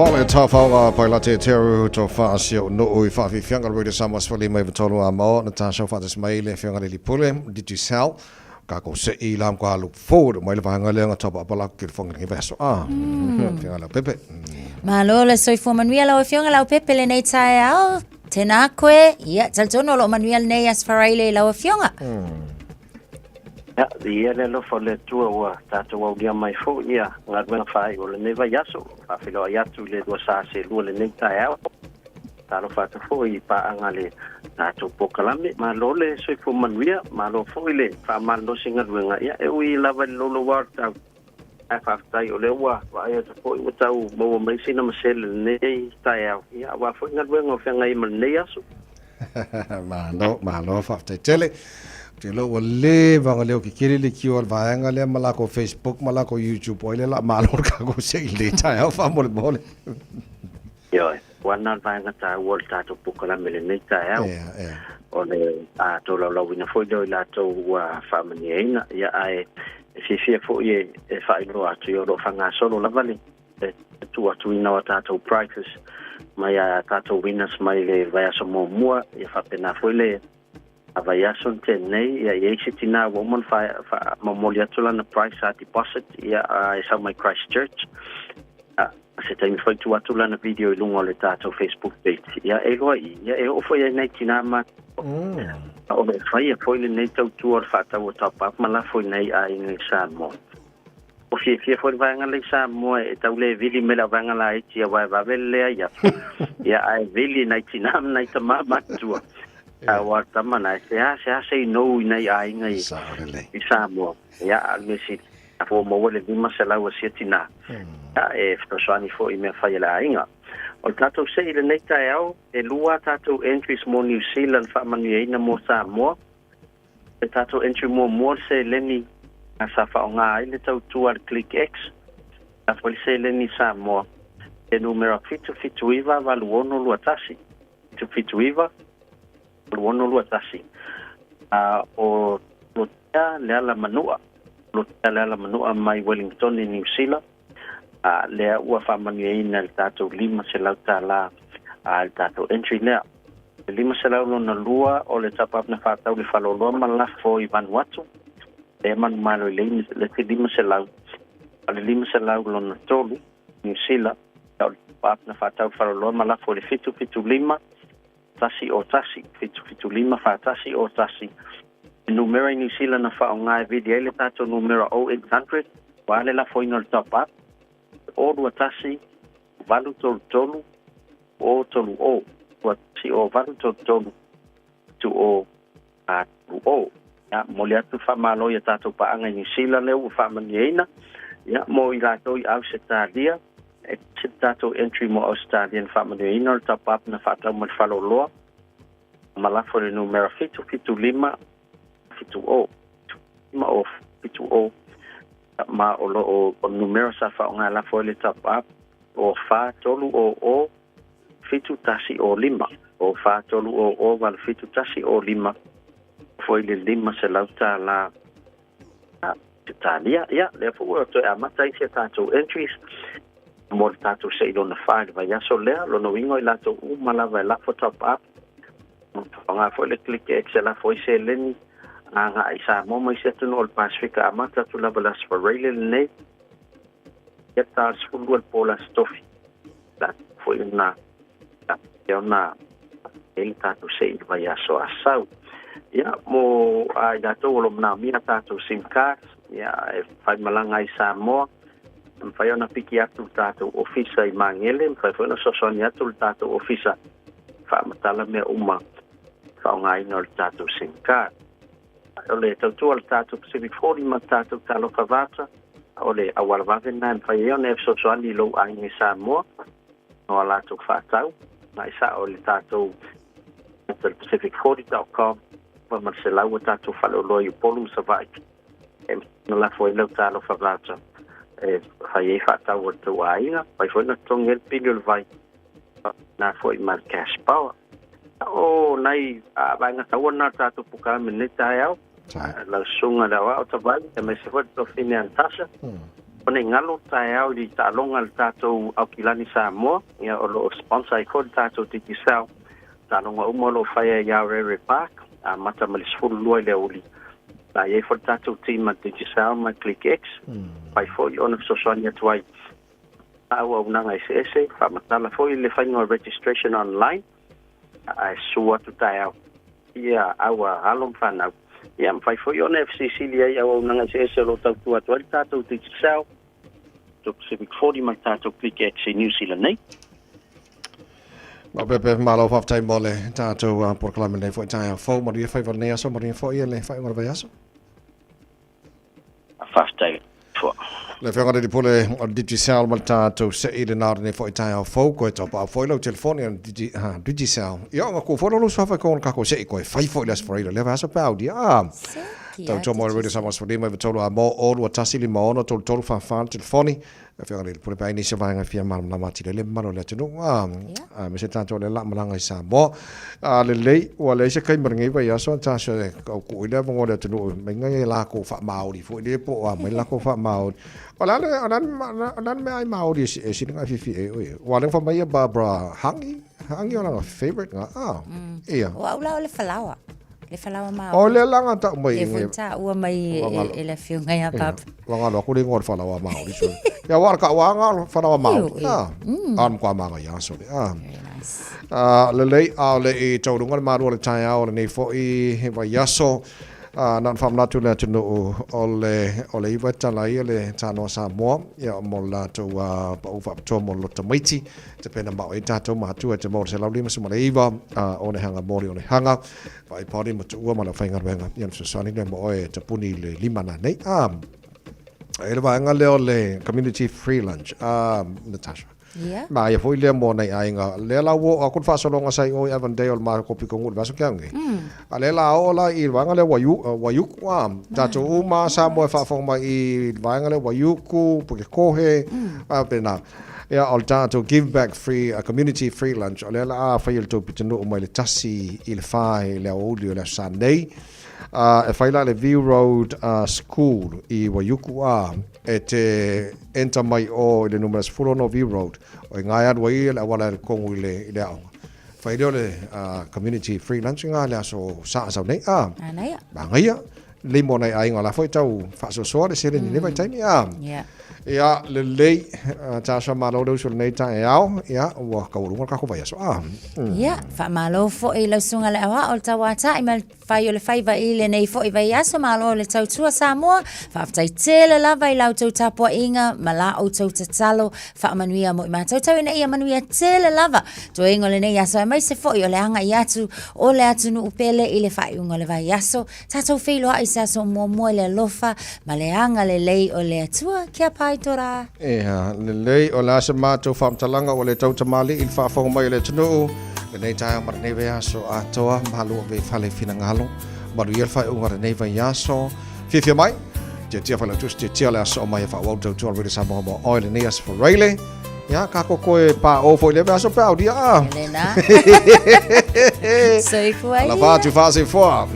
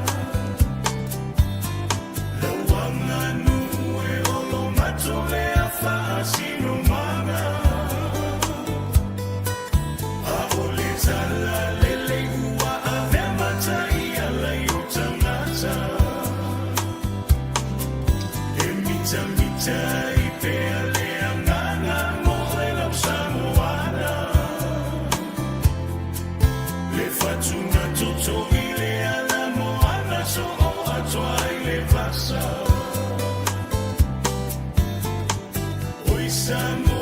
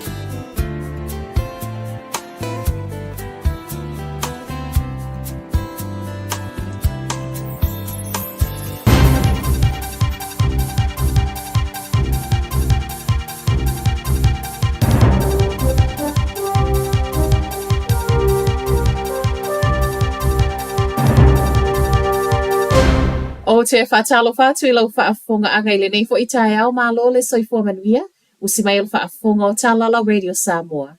I tala tamua, o le asona nafi wa whaamaunia mai ai o le ata punia lava whai totoa o le OJI Fiber Solutions I Aukilani. O le masino au kuso le ana amata whaatala noa mai ai le nei fuafuanga, masa weilo le whaai unga na nafi, o le a whaatau nuina lava o na tapuni. O le OJI Fiber Solutions o le pisinisi au pito I telele I Niusila o lo o toe recycle ai pepa. Ma o le whai unga wa iai nei e na o le la lai au kilani po o le la lale nei ua tolu tausanga so so o ngau o le atapuni. E fitu sfulma le 5 tangata ngā lulue o le alea iaini ngā luenga ona o le tala whaanoa noa o sau nei.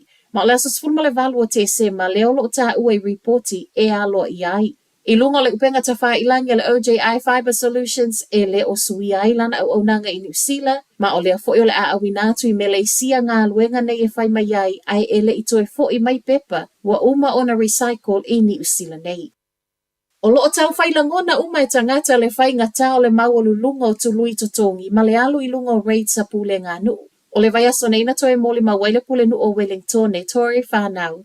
O le ana toe whaataulana ta avale fesoa soani ai I pili totongi. Ma o le ana tu ufesilia I nisi pe ai sea a o le totongi se lau wivas fulu wafe ta lai le tausanga. Ma ele I mamawa tu fo'i o le ana manu malo I le loto.